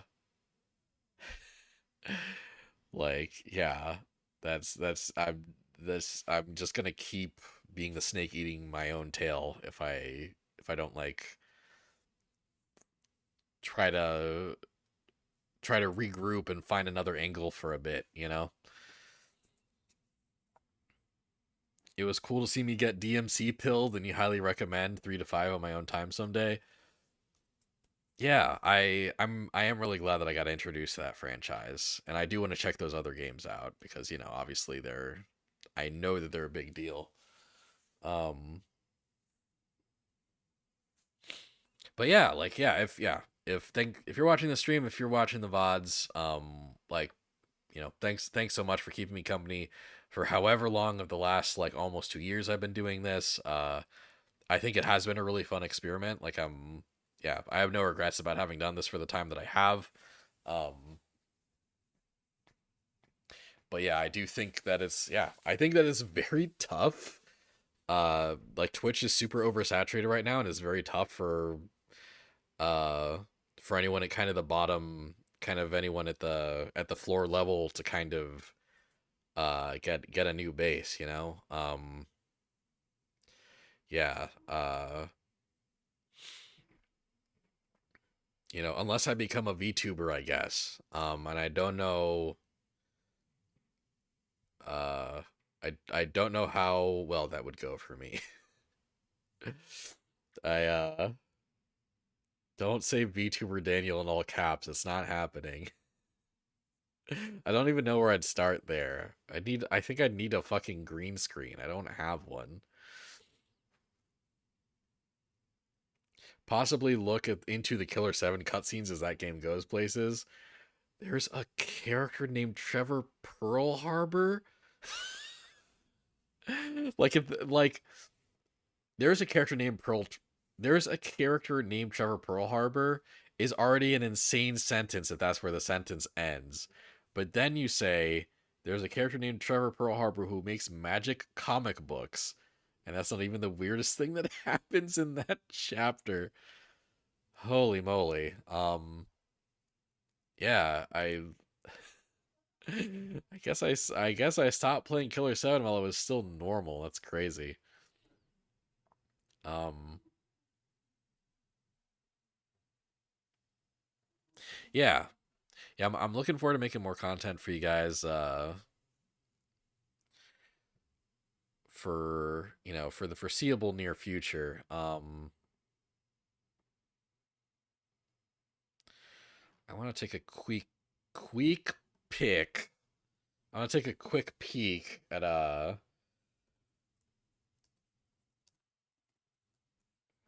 2025 in video games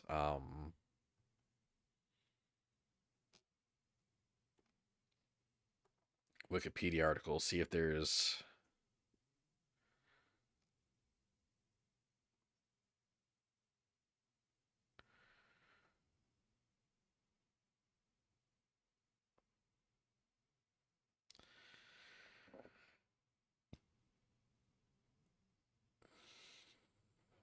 See, this is January. Yeah,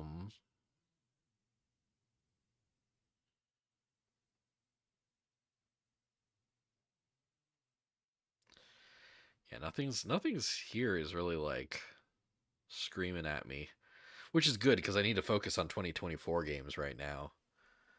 Um, Cardfight Vanguard Dear Days 2 is funny because I just bought the first one when it was on sale.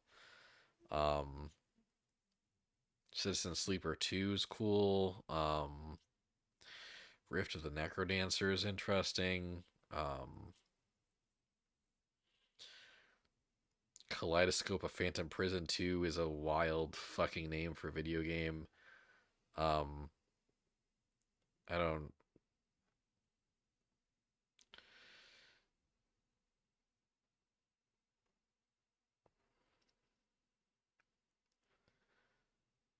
Okay, yeah, you guys can see the little girls in that. That's I my interest went up and then I saw the image and it went back down.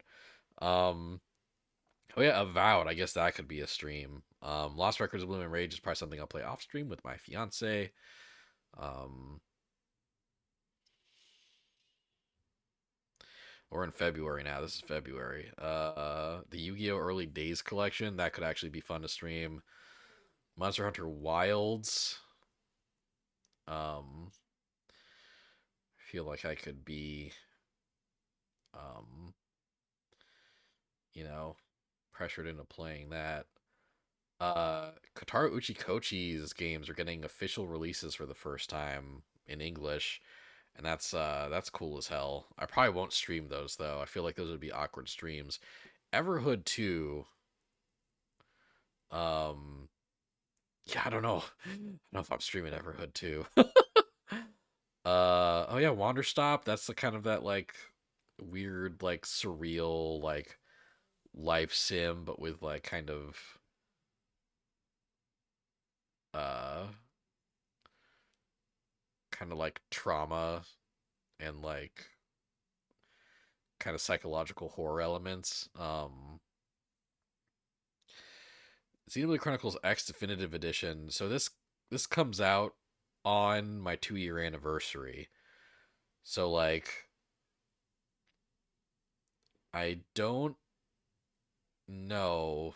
I don't think I'd play this during the anniversary, but it might be nice to like do like a multiplayer stream with friends slash fans by the end of the month, you know? That could be nice if that's on the table. Um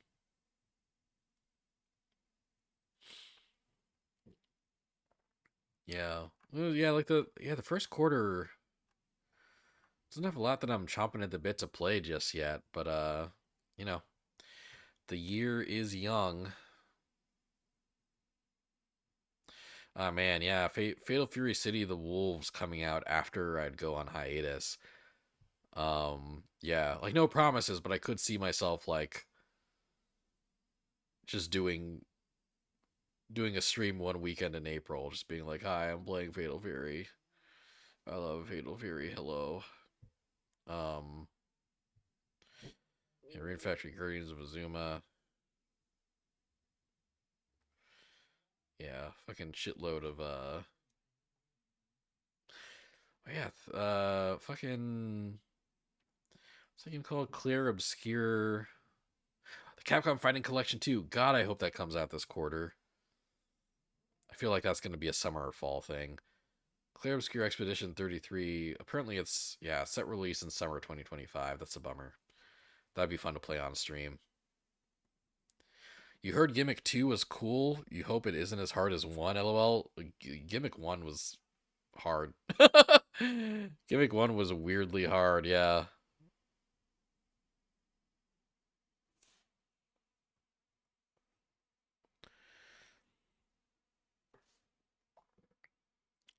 Looked into it, and the guy that who wrote Higurashi and Umineku also wrote the Kaleidoscope Phantom Prison games, and he does good work, so that interests you a bit. Okay, well, I guess if you look into it, let me know. Yeah, Just keep me updated on that. Okay. Yeah, I guess I'm running a little after time, so we'll stop here. Um, but yeah, a little bit of quasi sad news that I'm sure I'll be repeating to people that didn't watch the stream and won't watch the VOD. Um, but uh, but yeah, no, still looking forward to the next couple months. And it was fun to look back. Yeah, I do feel really accomplished with the versus Capcom stuff, because it is like I fully like I finished 9 small projects, that's that's worth something. It's nothing to sneeze at. Um, you know, I'm a dude whose ADHD has not really gotten better over the years, and I'm actually like seeing through tasks and projects and accomplishing things via the stream, and that's felt really nice. Um, it would be really nice to find a way to keep doing stuff like that after I take my break. Um, yeah, yeah. Thanks for watching me. Thanks for watching me for this time. Like I'm really glad that you're here. I'm really glad for everyone that's been watching, and yeah, I'm not quite done yet, and I wouldn't even say done with an underline once I am done, quotation marks. This is one of the only places on the internet where talking about manga doesn't make you want to die, so I can also take pride in that. Thanks, man. I actually do take pride in that. Thank you so much. Uh man, yeah. Yeah. I I do appreciate that. Uh like the I like, the manga community I've been in, like I feel like the past couple days, like it's just been me like arguing with people. So like, yeah. No, that's nice to hear. I appreciate it. Um yeah. Okay, cool. Well, yeah, I'll be back on Monday. I'll be back on Monday. I'm gonna try to actually play Spirit Tracks. Yeah. Again, sorry in advance for any streams that I have to take off, but I do want to try to be consistent with my schedule again, especially for the next couple months. Um, One thing that was really nice was being able to be consistent on my schedule. That's something that's also hard for me to do in a lot of circumstances. So it's nice to be able to deliver on that. Um, yeah. Uh, yeah, I'll be back on Monday. I also plan on doing streams on Friday and Saturday. Friday, I might do more indie game grab bag. I don't know why I said it like that. And I don't know, Saturday. I don't know what I'm doing Saturday. Um, Sometime in February, I'm probably gonna do a my stream for Street Fighter 6. Um, and yeah, I'm sure I'll figure out other stuff to do, other stuff to fill the time. But yes, for now, um, I'm headed off and looking at my phone that doesn't have TikTok on it anymore, and staring into the abyss. Have a good night. Thanks, guys. Have a good night.